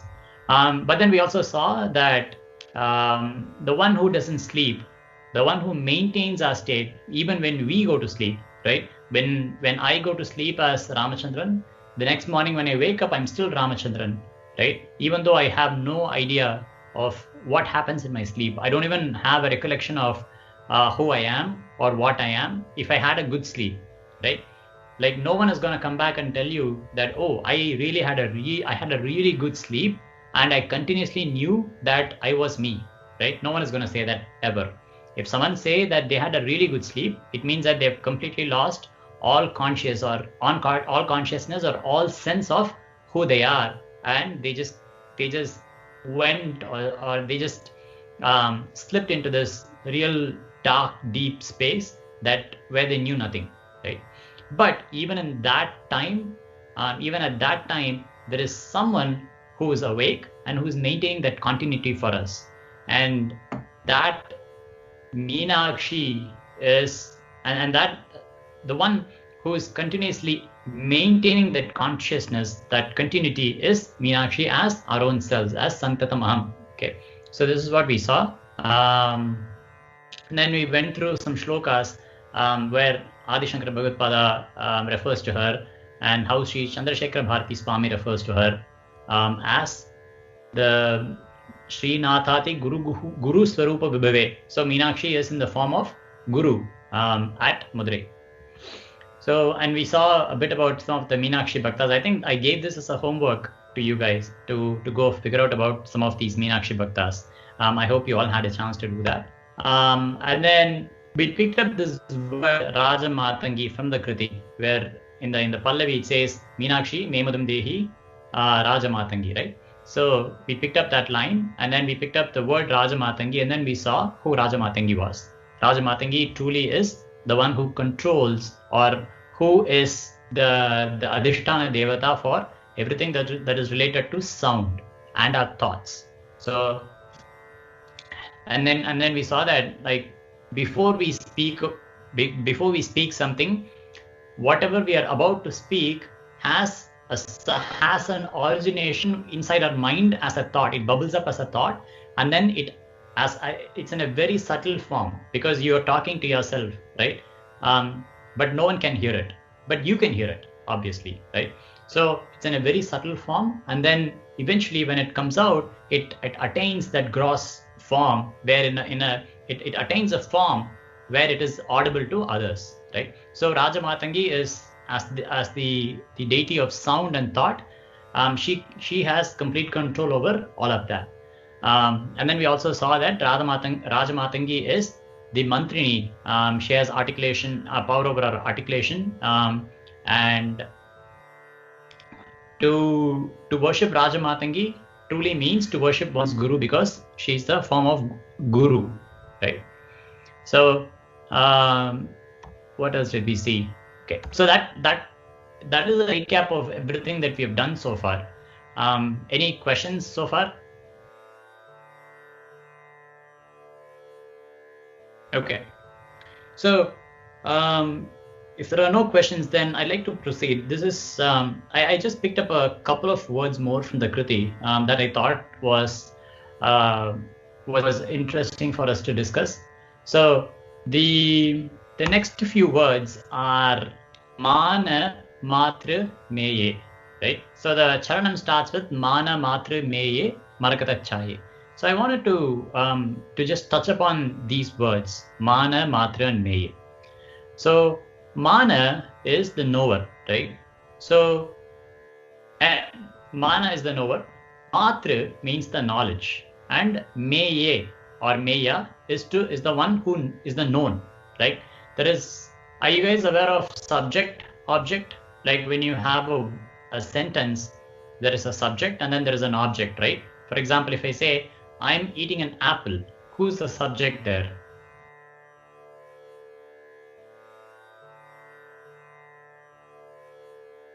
Oh, come on. I. Okay. And what's the object?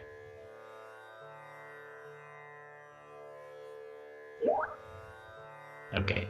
So there is a subject and then there is the object, and then the action is that of eating, right? Similarly, when you know something, right, there is the knower, which is I, and then there is the known, right, the object that is being known, and then there is the knowledge itself, right?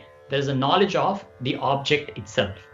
There's a knower, there's a known, and then there's the object of there's the process or the entity of knowledge itself, right? There is this is called a triputi, right?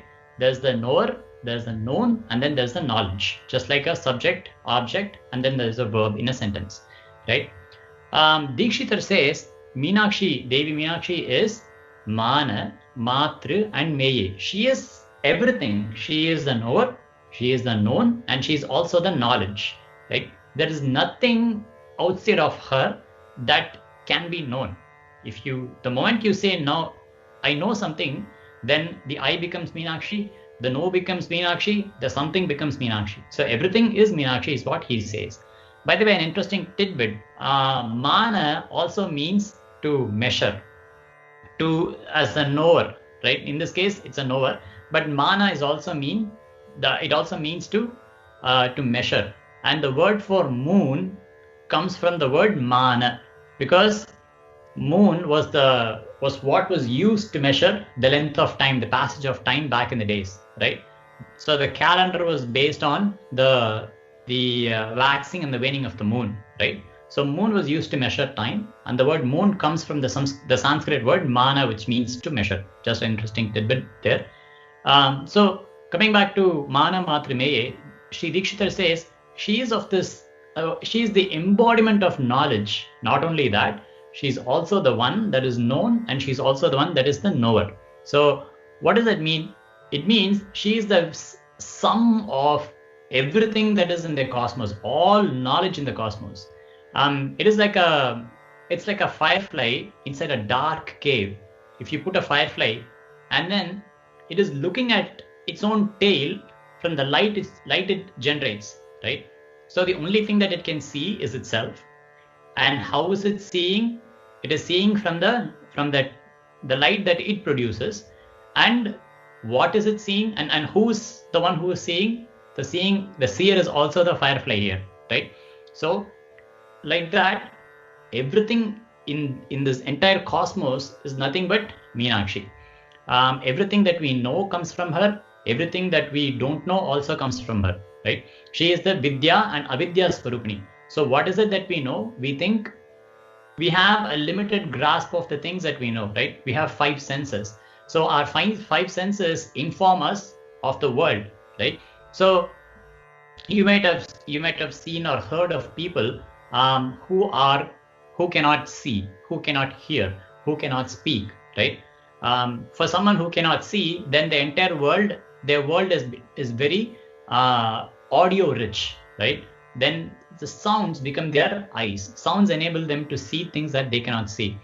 So their world is driven by sound and touch, right? For someone who cannot hear, then everything is their eyes, right? They have to touch and feel for them to recognize the world, because they're missing the auditory input, right? Now, if you have someone who cannot see, who cannot feel, who cannot hear, who cannot speak, right? And how would you inform the world to them, right? Think about that. If you have someone who cannot see, who cannot hear, who cannot feel, like their sense of touch is lost, they cannot taste, right? Like if all these 5 senses are taken away from them, how would you inform the world to them, right? You cannot. You just cannot, right? Do you guys agree with that? Is there any way to inform that which is in the world to someone who's got these 5 senses taken away? You cannot, right? They will exist, and the only thing that they will know is that they are there, that they exist. Nothing else will be known, right? They will have no idea of what the entire world is outside of them. It is like a deep sleep, right? Even in deep sleep, you don't know that you exist. But to someone who is awake, but who doesn't have these 5 senses, the only thing that they're aware is that their existence, because no one else needs to tell them that they exist is known by default, right? No one else needs to tell them that. But for everything else, we need the 5 senses. So the entire world is informed to us through our 5 senses. But Dikshitar says the sum of all of this, knowledge is known by whom? By that fundamental datum, by that fundamental principle, which is I, right? And if that is gone, it doesn't matter whether or not they have all 5 senses, right? If someone doesn't have that fundamental I, that consciousness that is within them, that life within them, it doesn't matter even if their eyes are working, if their ears are working, like even if they have all the 5 senses, then nothing else is going to be informed to them, because that life or that consciousness or that life force is missing within them, right? So whatever you learn comes from her, and whatever we don't know is also her. So she is Vidya and Avidya Swarupini. So what is it that we don't know? We don't know that, or we haven't realized that this entire cosmos or everything that we know is only because of that Santatamaham. It's because of that continuously pulsating consciousness within us. But we have a vague idea of that, but we haven't realized that yet.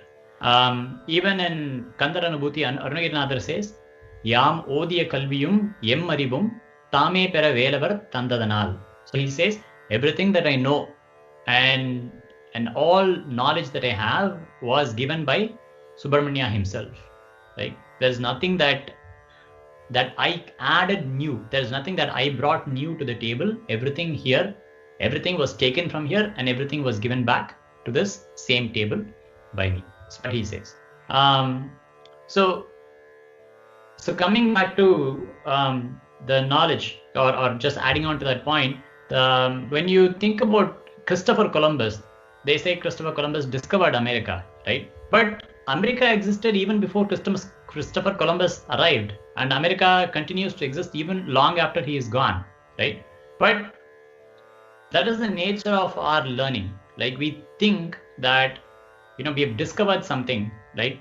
But whatever we discover was already there. Okay, we just brought it out into existence. That's it, and it will continue to be there long after we are gone. Right? So we should not we should remain humble in no matter how many PhDs we get, no matter how many books we read, no matter how further we go in our education or in our fields, no matter what peaks that we touch, the true hallmark of someone who's great is that humility. Vidya dadati vinayam. Vinayat yati patratam is what they say, right?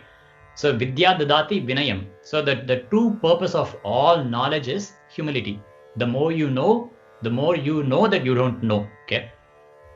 So that being the case, we have to take all of our accomplishments as a prasadam of the goddess, as the prasadam of Meenakshi. Like everything that we know, everything that we have was given by her. There's nothing new that we have come and added to this. To this. Okay. The other word that I wanted to discuss today was matri. So in mana matri meye, the central word is matri. In Lalita Trishati, there is a word called Sarva Matre. It's the 139th Nama in Lalita Trishati. So what does it mean? It means that she is a power of discernment everywhere. So continuing with the previous theme, whatever we know is because of that discerning power, which is also her, right? She remains hidden as the teaching in everything around us. So that is the other meaning of this word, is not only is she the power of discernment, not only does she allow us to learn, but she remains hidden as the Prati Bodham, as the Nitya Bodham in everything around us. So this entire world is your school. You can learn from each and everything. A few minutes ago, there were 2 rabbits that were running around, right? You can learn from them as well. You can learn from everything that is inanimate and everything that is inanimate. So to highlight that, I'm just going to narrate a short story of Lord Dattatreya. So you can find this in Uddhava Gita in Bhagavatam. So where Krishna tells Uddhava, I'm going to tell you about Lord Dattatreya's story. And then he goes on to say, Dattatreya says that he has taken shelter in 24 gurus. And then he lists who those gurus are. They are like the earth, fire, sky, water, sun, moon, pigeon, python, sea, moth, honeybee, elephant. So basically, you can learn from anything and everything, provided you have the acumen for it, provided you have the inclination, right? See, if you have a vessel, right? If you have a vessel, and if you keep the vessel turned upside down, right? If you have the vessel turned upside down, even if you take the vessel to a waterfall, right? That vessel will never fill up, right? Even if it's continuously placed under a waterfall, if the vessel is turned upside down, it is never going to fill, right? For it to fill up, what truly needs to happen is it needs to show that it has its concave side, which is, I can be filled, right? And that concave side, the upturning of the vessel can come only with humility, only when you say, I don't know, right? Only when you say, I don't know, only when you become an empty jar, can you be filled up. If you fill up yourself with pride and pretentiousness, then you can never be filled up, right? So here Lord Dattatreya says, because he was so humble, he says, I learned from everything. What did he learn? Just to go over a few things, he says, from earth, I learned patience and forgiveness. I learned forbearance. I learned how to give back everything to someone, even if they were to plow through me, right? Because we take the plow and then we plow the earth, right? We create deep scars on earth. And what does earth give? From the bosom of her heart, she gives us everything that we have to eat, right? From air, he says, I got equanimity. Air blows just the same, whether you live in a mansion or whether you live in a hut, right? It doesn't differentiate. So he says, from air, I learned that not equanimity, sorry. I learned that equality, right?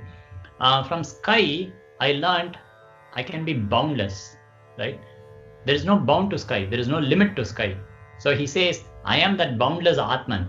So I learned that from the sky, and I learned that from sky, no, I will be in everything. There is no place without me. Like if you go to a house that is newly constructed, right?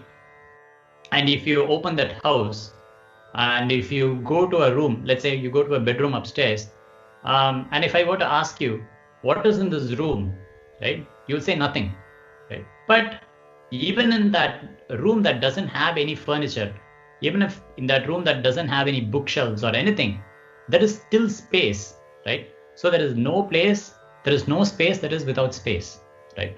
So he says, like sky, from sky I learned that boundlessness, that I can be inside and outside everything, but I can remain unattached to all of it. From water, he says, I learned purity, because water cleans you up. So he says, from water, I learned purity. From a python, he says, I learned how to remain content with what comes that way. He learned contentment from a python, because usually a python doesn't actively go out and hunt. It just stays coiled up in a place. And if a deer or a piglet or something happens to stray close by, then it grabs it and it eats it, right? So he says, and then once it's had a meal, then it doesn't eat for several months, or at least a month, depending on the size of the prey. So he says, from a python, I learned how to be content. And then from a honeybee, he says, I learned how to continuously search for that which is nourishing, right? See, our mind is usually considered as a Brahmari, because Brahmara means to continuously wander about. So Braraha, that's why it's called a Brahmari. A bee is called a Brahmari. So mind is always restless. It doesn't stay in one place. It is always wandering about. It goes through a million thoughts every minute, right? So, but like how a honeybee, even though it is wandering everywhere, its goal is one. Its goal is to go find nectar. Likewise, he says, no matter how much we wander about, our goal should always be to find honey, because it is that which is nourishing. And what is that honey for us? We saw what honey was earlier. Is that eternal bliss, that sweetness by which you can never be satiated. So he says, like a honeybee, from a honeybee, I learned how to look for knowledge, continuous search for knowledge, right from the day I'm born until the day I'm gone. There is one job for it, which is go find honey. Likewise, even for us, right from the day we are born to the day we are gone, our mind, our goal, our focus should always be, how do I attain this bliss, this divine bliss, this nectar of divine bliss. From a moth, he says, I learned uncontrolled attraction leads to doom, because what does a moth have to do? If it sees a lamb, then it flies.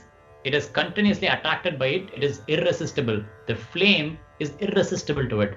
So it goes and finally what happens? It falls into the fire and dies. So from a moth, he says, uncontrolled attraction leads to complete doom.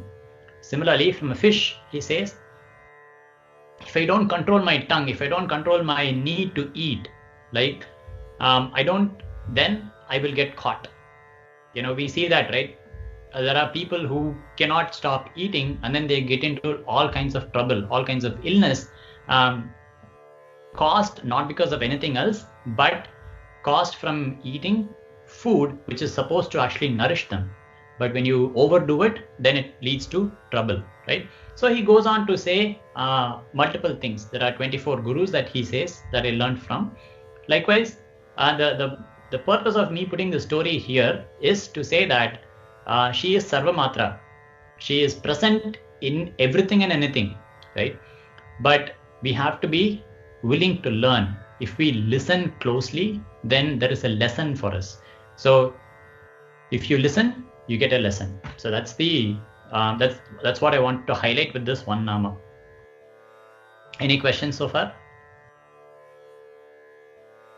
Am I going too fast? Should I slow down? Okay. See, I'm listening so that I can get a lesson. Okay. Moving on. let's look at three words: Madhurapuri, Madhumada, and Madhumuraripu. Right? Madhurapuri Nilaye, Manivalaye. How I think Charanam starts with that. Madhurapuri Nilaye. And then Madhumada Modita, Hridaye Sadaye. And then Madhumuraripu Sodari, Shatodari. Right? So he uses the word Madhu 3 times in this Kriti. Right? According to the Hindu tradition, according to the Sanatana Dharma tradition, if you say something 3 times, then it must be true. Then it is considered as true. That's why even in shlokas we say Om Shanti Shanti Shanti 3 times, right? Because we say by virtue of saying it 3 times, then may that come true, right? So we should take that take that spirit and look at these 3 words, which are Madhurapuri, Madhumada, and Madhumuraripu. So the word that is consistent across all of these 3 is the word Madhu. So Madhu means honey, right? Honey is nourishing, and like we saw earlier, honey in this context means that divine bliss, which you can never be satiated with, right? So, and then we also saw earlier that the mind can be compared to a honeybee because it never stays still, and it is constantly in flight, moving about from one place to another, right? Now, I was thinking a bit about what Madhu in this context could mean, and why did Dikshitar use it 3 times, right? And then I came across this word called Madhuvidya. I don't know a whole lot about Madhuvidya. I have not read it. So whatever I'm going to say for the next like 5 minutes or so, it is based on a very, very, very brief reading of what Madhuvidya is, right?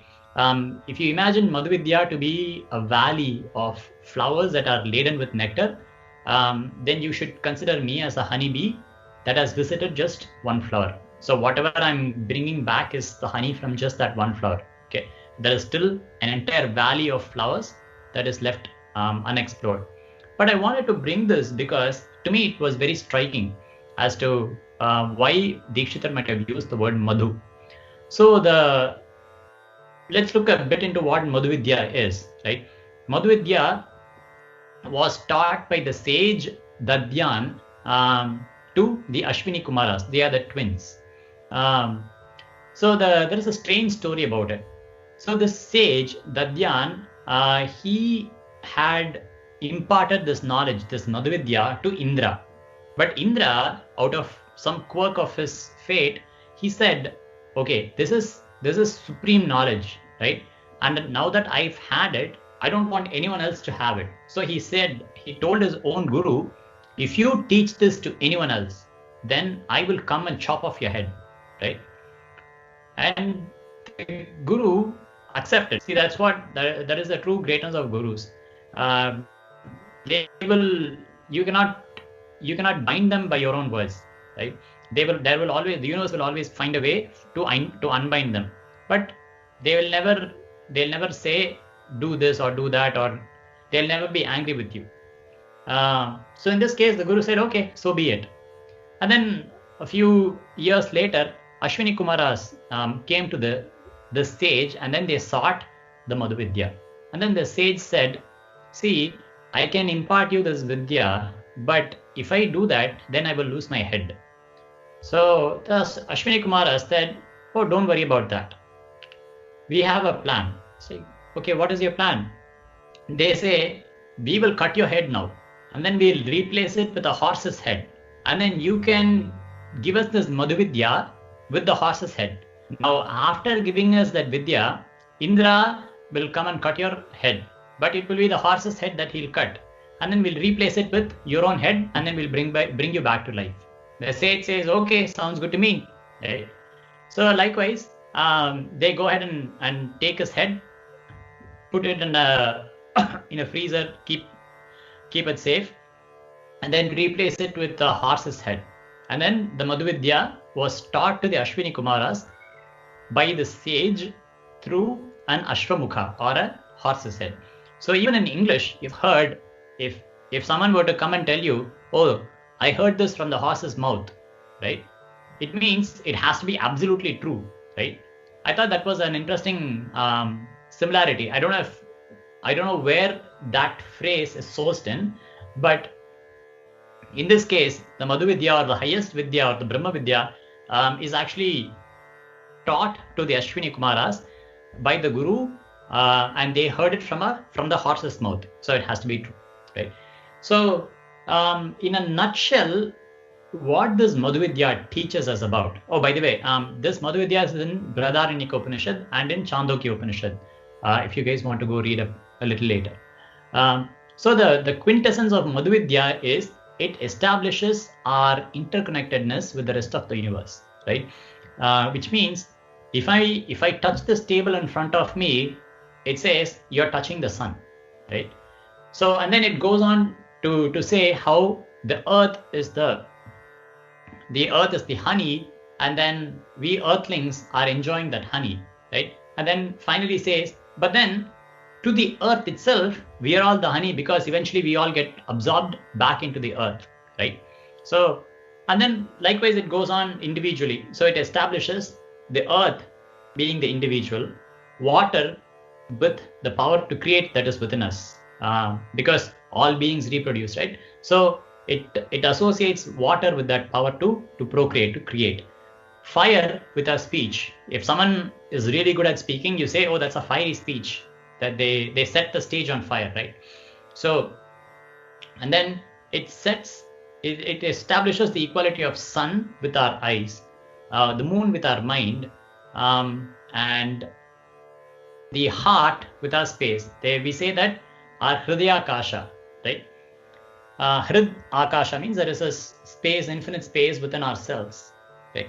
So it basically says that nourishing principle that sustains this entire universe is nothing but Brahman, right? And that you are not apart or you're not aside from it, but you're interconnected with everything that is in the universe, because you're also a part of it, and everything in this universe is a part of you.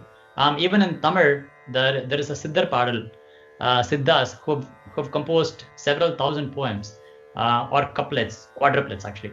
And then in one of them they say, Andatul Pindam, Pindatul Andam. What does that mean? Andam means the entire universe. Pindam means this body. So Andatul Pindam means this entire universe is within you. And Pindatul Andam means within this body is the entire universe. So it's the Madhu Vidya also says that. It says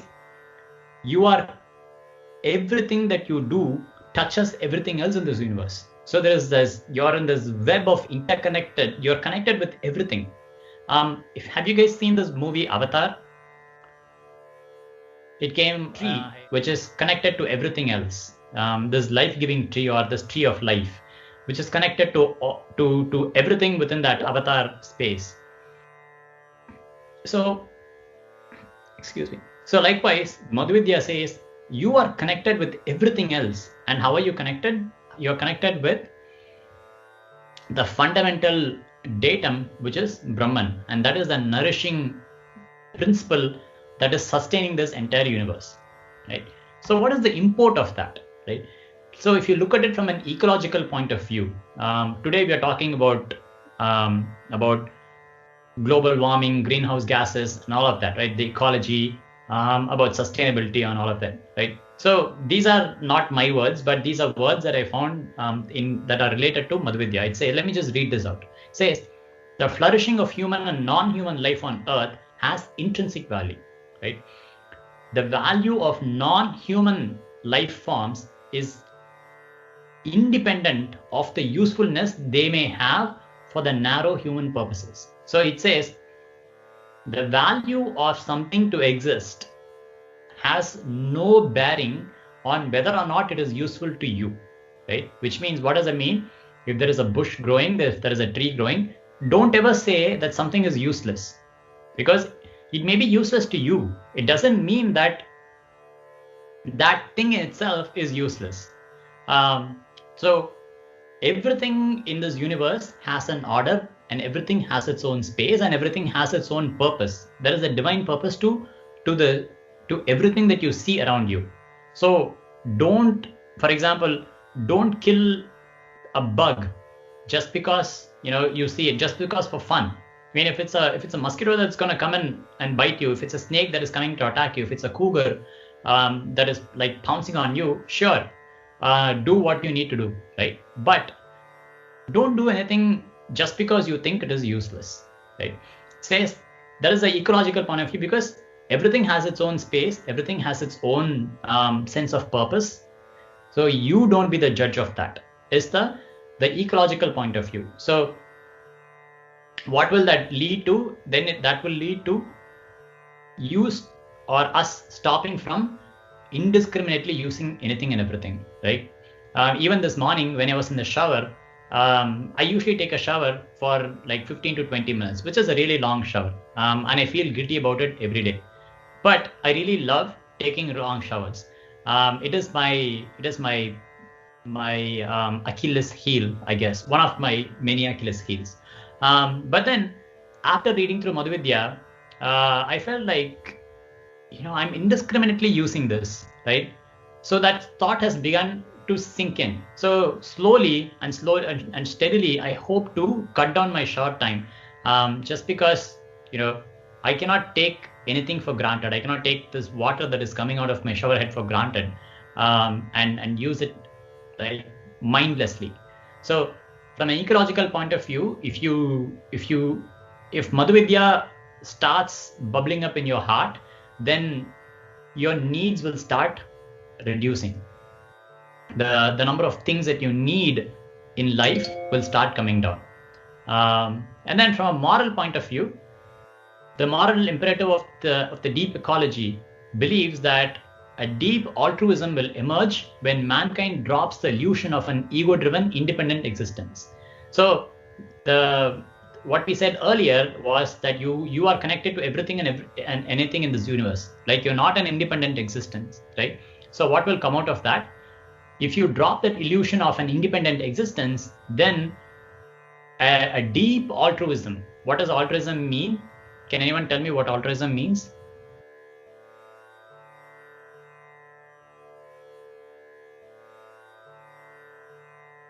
To be altruistic is to be benevolent, right?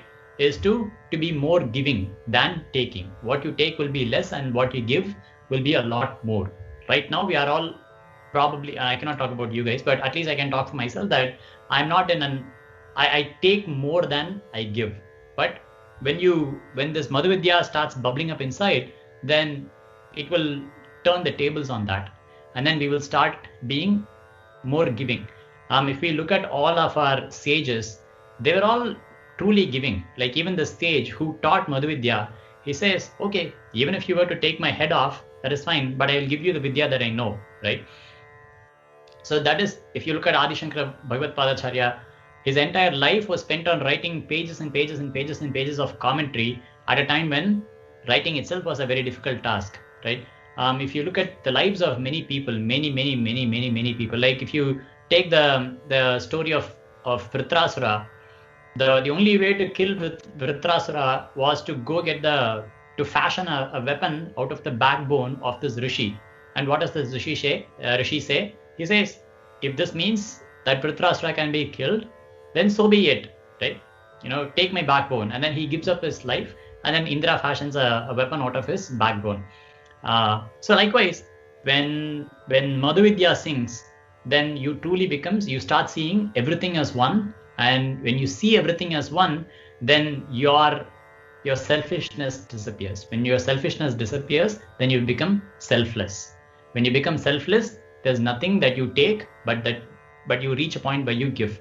So this truth is not the test of any truth is the taste of the pudding lies in its tasting, right? The quality or the proof of the pudding lies in its taste. So likewise, all of this is said, but have people experienced it? That's the question that we have to ask. So for that, we can examine some of the shlokas by very renowned sages, right? For example, in Abhirami Andadi, Abhirama Pattar says, Parkum Tisaitharum Pashankushamum Panichirai Vandarkum Pudumala Raindum Yen Alalallam Tirkum Tirupurayal Trimenim Sichadiyum Barkunkumurayum Mulaimel Muttum Alayime, he says. What does that mean? Parkum Tisaitharum, wherever I see, Wherever I see, I only see the form of goddess, is what he says, consistent with the Madhuvidya that we talked about. And then in Shivapuranam, Manikavachakar says, Pullagi, Pudai, Puduvai, Maramagi, Pal Virugamagi, Paravayai, Pambai, Kallai, Manidrai, Peyai, Ganangarai, Val Asuraragi, Munivarai, Devarai. He says, Shivapuran has become everything. He starting from the humblest blade of grass, Pullagi, to an insect, to birds and animals and snakes, to humans, to even to ghosts, to Rakshasas, and to rishis, to the gods themselves. So everything is Shivaparman, right? So, and even in Devi Mahatmya, there is a line where Ambad herself says, Ekaivaham Jagadyatra Dutiyaka Mama Para. I am this entire universe. What do you see that is not me in this universe? There is nothing that is outside of me that can exist. I am everything, is what Devi Mahatmyam says. So if you look at all of these, and then we can go, like, if you go look at Arvar Pasrams, or if you go look at poems from other cultures and other religions, we will find this consistent truth, and that consistency is truly the test of truth, right? So this truth that is crystallized in Madhuvidya, in the Upanishads, has been experienced by people for generations and generations and generations together, ever since the beginning of even our time. And that is what validates this truth, and that is why that truth, or the Vedas or Upanishads, they continue to stand the test of time, because of the consistency of the experience, right? Any questions in Madhuvidya so far?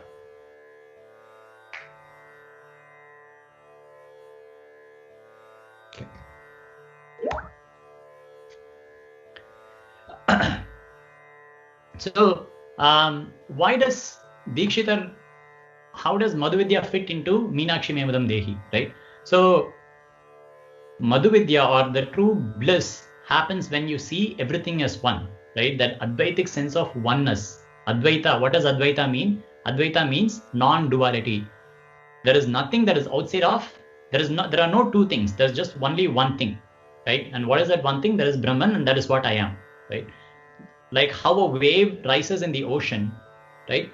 When it rises up, we call it as a wave, but when it falls down into the ocean, is it distinguishable? Would you say, okay, this part of the ocean was once a wave? Is that possible to say? It doesn't. It becomes merged into the ocean, right? So likewise, when we have all of these sense of, I am so and so, I am a software engineer, I'm a doctor, I am so and so's son, daughter, I'm husband or wife, a brother or sister, I'm so and so's friend, I'm a fan of this, I'm a fan of that. So all of those are like the wave, but when the wave merges, then it merges back into the oneness of the ocean. And that oneness of the ocean is whom we call as divinity, or God, or goddess in this case. So Dikshitar, he says in the last kriti that he heard, he probably chose this kriti as his last one because he subtly informs us, saying that I've reached that state of oneness where everything around me is nothing but the form of goddess, right? So that is why he says Meenalochani Pashamochani.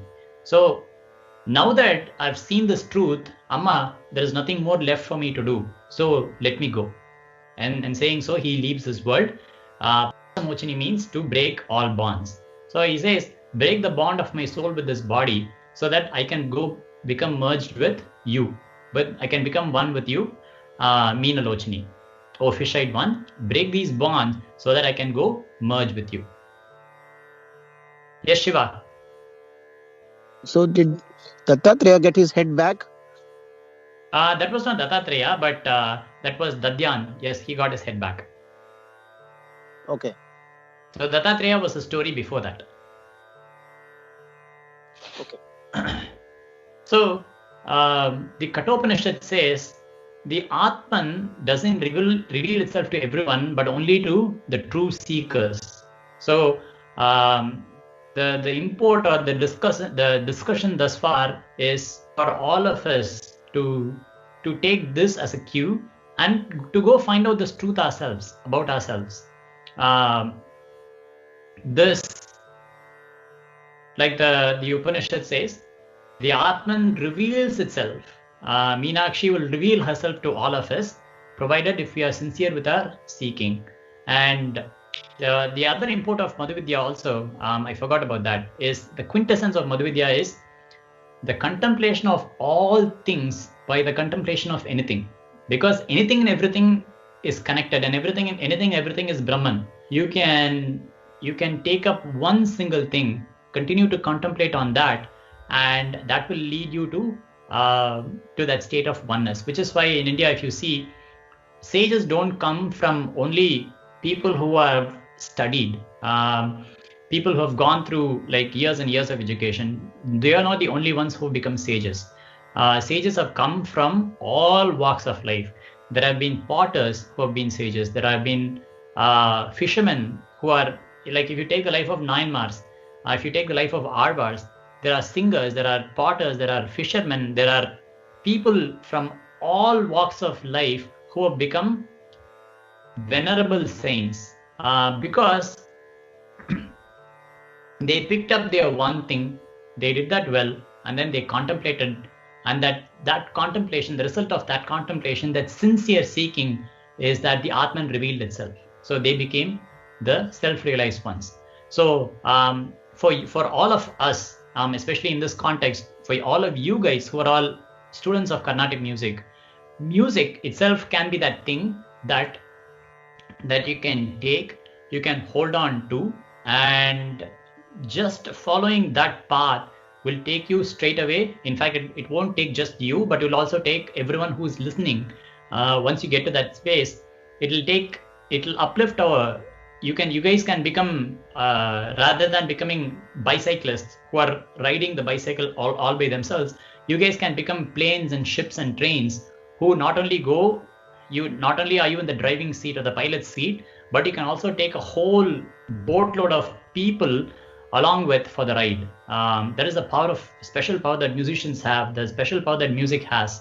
So you guys can take up music itself and do Nadopasana. She is Dashagamaka Kriya. She is the form of music. She is Rajamathangi. And just doing this one thing right and focusing on your music with bhakti, like Dikshita did, or like Tyara Swami did, or like Shama Shastri did. Doing it with bhakti will take you to that Madhuvidya, to that divine nectar, which you can never be satiated of. And if you do that, then all of us who are associated with you, who are connected to you, we all will become also, we too will become blessed.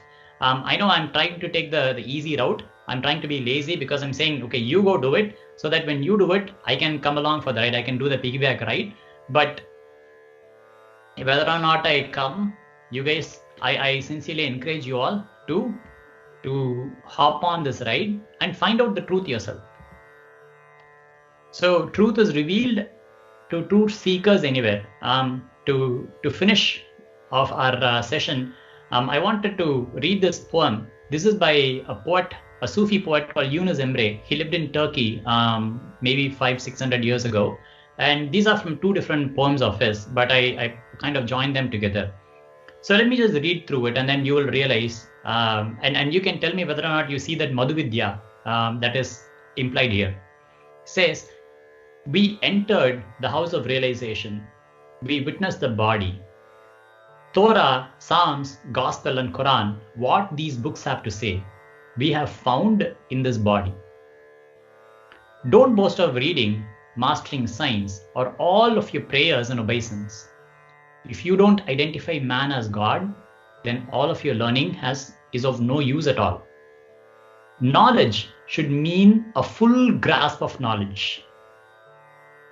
Knowledge means to know yourself, heart, and soul. If you have failed to understand yourself, then all of your reading has missed its call. You see, was anyone able to see the Madhuvidya in here? Was anyone able to see the Mana Matra Meye in here? And this is, remember, this is a poet who subscribed to Islam. Islam was his religion, and he lived far away in Turkey some 500-600 years ago, right? But look at how the truth is revealed in the exact same way to a true seeker, no matter what religion he is in or what region he is in, right? So that is the power of truth. Truth has to be one. It cannot be multiple. So I wanted to highlight that truth is one and is revealed no matter whether you are in India or whether you're in Turkey or whether you're in native Indian tribe here or whether you're in an Inuit tribe in Alaska. Doesn't matter. If you're a true seeker, then you will see the same things. So is this the final slide? Then the word that I wanted to pick up for this slide is Maya. Okay, we have talked about a whole bunch of things, right? But like the poet says, all of that reading, all of those things that you can find in the book, it still seems only bookish knowledge, right? It hasn't become experiential, right? And why is that the case? That is the case because she is Maya. She hides away from us using her power of veiling, and only she can unveil it for us, because she is within ourselves. She unveils us, she veils all of this truth. She hides all of this truth by imposing on us things like I'm a student, I'm so and so's Sishya, I'm so and so's daughter, I'm so and so's brother, sister, and all of that, right? She layers and layers and layers and layers and layers systematically all of these superimpositions on what we really are. And then we continuously operate in this layer that we rarely ever go below, and then seek who we truly are. This, going back to our analogy about hurricanes, right? She continuously keeps us like a paper that is flying around at 150 miles per hour or 160 miles per hour in a category 5 hurricane, like on the outside. We are like a paper, right? We are continuously pushed around by the wind, right? But at the center of the hurricane, there is absolute stillness, there is absolute calmness. There are no thunders, there is no lightning, there is no rain. The sun shines right through, right in the eye of the hurricane. So she doesn't let us go and only she can let us go, right? And the only way we can do that is through the strength of our bhakti. And only bhakti can be that vehicle, that storm hunter vehicle, which can actually take us through those 160 mile per hour winds to the eye of the hurricane. That is the vehicle, or in this case, music. Music again has to be with bhakti, so that you can continuously travel and not lose focus until you get to the very core. And that is why she is Maya. She is hiding us, because until we prepare ourselves to receive, we'll always be an upside turned vessel that is not eligible to receive it. Only when the ego sublimates, only when we completely give up who we are and we surrender to her, then she will give you like there is no tomorrow. She will fill our cups like there is no tomorrow. And then she'll take the cup away and say, you are this entire universe. And then she'll absorb us within her. So that is why she is Maya, and that is why we have to do whatever we do with bhakti. So whenever you render your kritis, remember that these are not mere kritis, but these are all crystallized experiences of Dikshitar or of Thyara Swamigal or of any of these composers. These are all the kritis is where they have crystallized their experience into it, right? And that's a very, very, very powerful source for us to go touch. If we do so the right way, then they will electrocute us in a good sense. So to recap, Ambal is the goddess of the Guru. to worship her is to follow one's guru's words without questioning, because that's the only way we can sublimate the ego, our sense of identity. Because everywhere else we say we're going to have this, I want to do this. This is my idea, and no one else is listening to me, so I'm going to get angry, or everyone else is listening to me, so I'm going to be happy. So all of that is going to come from that very strong I, and that has to go. And unless that goes, we can never be humble. We can never be that vehicle that is fit for receiving. And everything in this universe is interconnected, including us. To know it all, know any one thing well, and then if you contemplate on it deeply enough, then that will lead you to the truth. And truth is revealed to those who seek it sincerely. So let us all become Jagat Guru. We've heard this term Jagat Guru, right? Jagat Guru Kanchi Mahaswami or Jagat Guru Abhinav Vidyatirtha Mahaswami, right? So what does Jagat Guru in that sense mean? Means they are the guru of this universe, right? But we should also become Jagat Guru, right? What does that mean? We have to learn from this universe. Like we talked about earlier, the entire universe is a learning experience. If we are willing to listen, then there is a lesson. So let us become Jagat Gurus, where we learn from every moment of our life, whether or not we are awake or whether or not we are sleeping, because every moment is a pratibodham. Every moment is a moment of teaching to us. Sri Ramakrishna Paramahamsa, one of the pioneering the Jivan Muktas of the 18th century, 19th century, he says, the wind is always blowing, right? If you have to unfold your sails to harness the wind. Likewise, the teaching is always there. We have to unfurl our minds so as to receive that teaching. So let us all aim to become Jagat Gurus, where the Jagat itself becomes our Guru. So with that, I'd like to conclude. Any questions?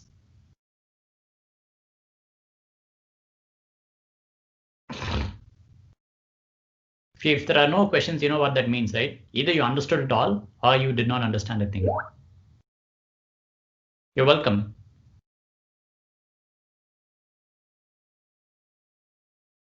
All right. I'm going to say my Mangalam, the Mangalam Shlokam that is here. Did you cover RC why green is associated with Meenakshi? I don't think I covered specifically, but generally green, that's a good point. I actually wanted to bring it up because we live in the evergreen state, right? So we live in the state of Meenakshi, if you have to think about it, because Meenakshi is also Marakata Chaye. She is emerald green, and we are also in the evergreen state, Washington. So this is her Rajya, this is her state. But I think green is associated with fertility. So she is Shakambari, she is the divine mother, and she is everything that is this universe. So I think the green is associated with that symbol of her being, of her fertility, which gives rise to the entire universe. She creates the entire universe, right? That's what I think. I don't know if there is, I'm sure there are more deeper meanings to what that green there means, but I'm not aware. But the takeaway there is you are in Meenakshi's Rajya. You're all in the evergreen state, or we're all in the evergreen state. So we should do more Meenakshi Aradhana, if not less. See, now, from now on, every time you sing this Kriti, the moment you say Madhu, you should be reminded of Madhuvidya. You should be reminded of the universal connectedness. Mm-hmm. Every time you think about Raja Mathangi, we should remember our gurus. And every time we think about when we say Maye Marakata Chaye, we should think about how Ambal has given us everything, but has kept it all locked under a lock and key. And so we have to pray to her to give us the key in the form of a guru, so that our guru can unlock this for us. When that happens, then there is no turning back. So with that, thanks again, Chaitanya, for rendering this. श्रीमत्परं ब्रह्मगुरुं स्मरामि श्रीमत्परं ब्रह्मगुरुं भजामि श्रीमत्परं ब्रह्मगुरुं वदामि श्रीमत्परं ब्रह्मगुरुं नमामि। श्रीगुरुभ्यो नमः। राजमातंगी मंगलम मंगलम जय मंगलम मामव राजमातंगी मंगलम मंगलम जय मंगलम मामव राजमातंगी मंगलम मंगलम जय मंगलम मामव राजमातंगी। Thank you. If there are any more questions, please let me know. And thanks again for taking the time to spend your Saturday morning with us. I hope you guys enjoyed the session and got something fruitful out of it. Thank you. Thank you very much. Thank you. All right. See you guys. Bye. Thank you. Bye.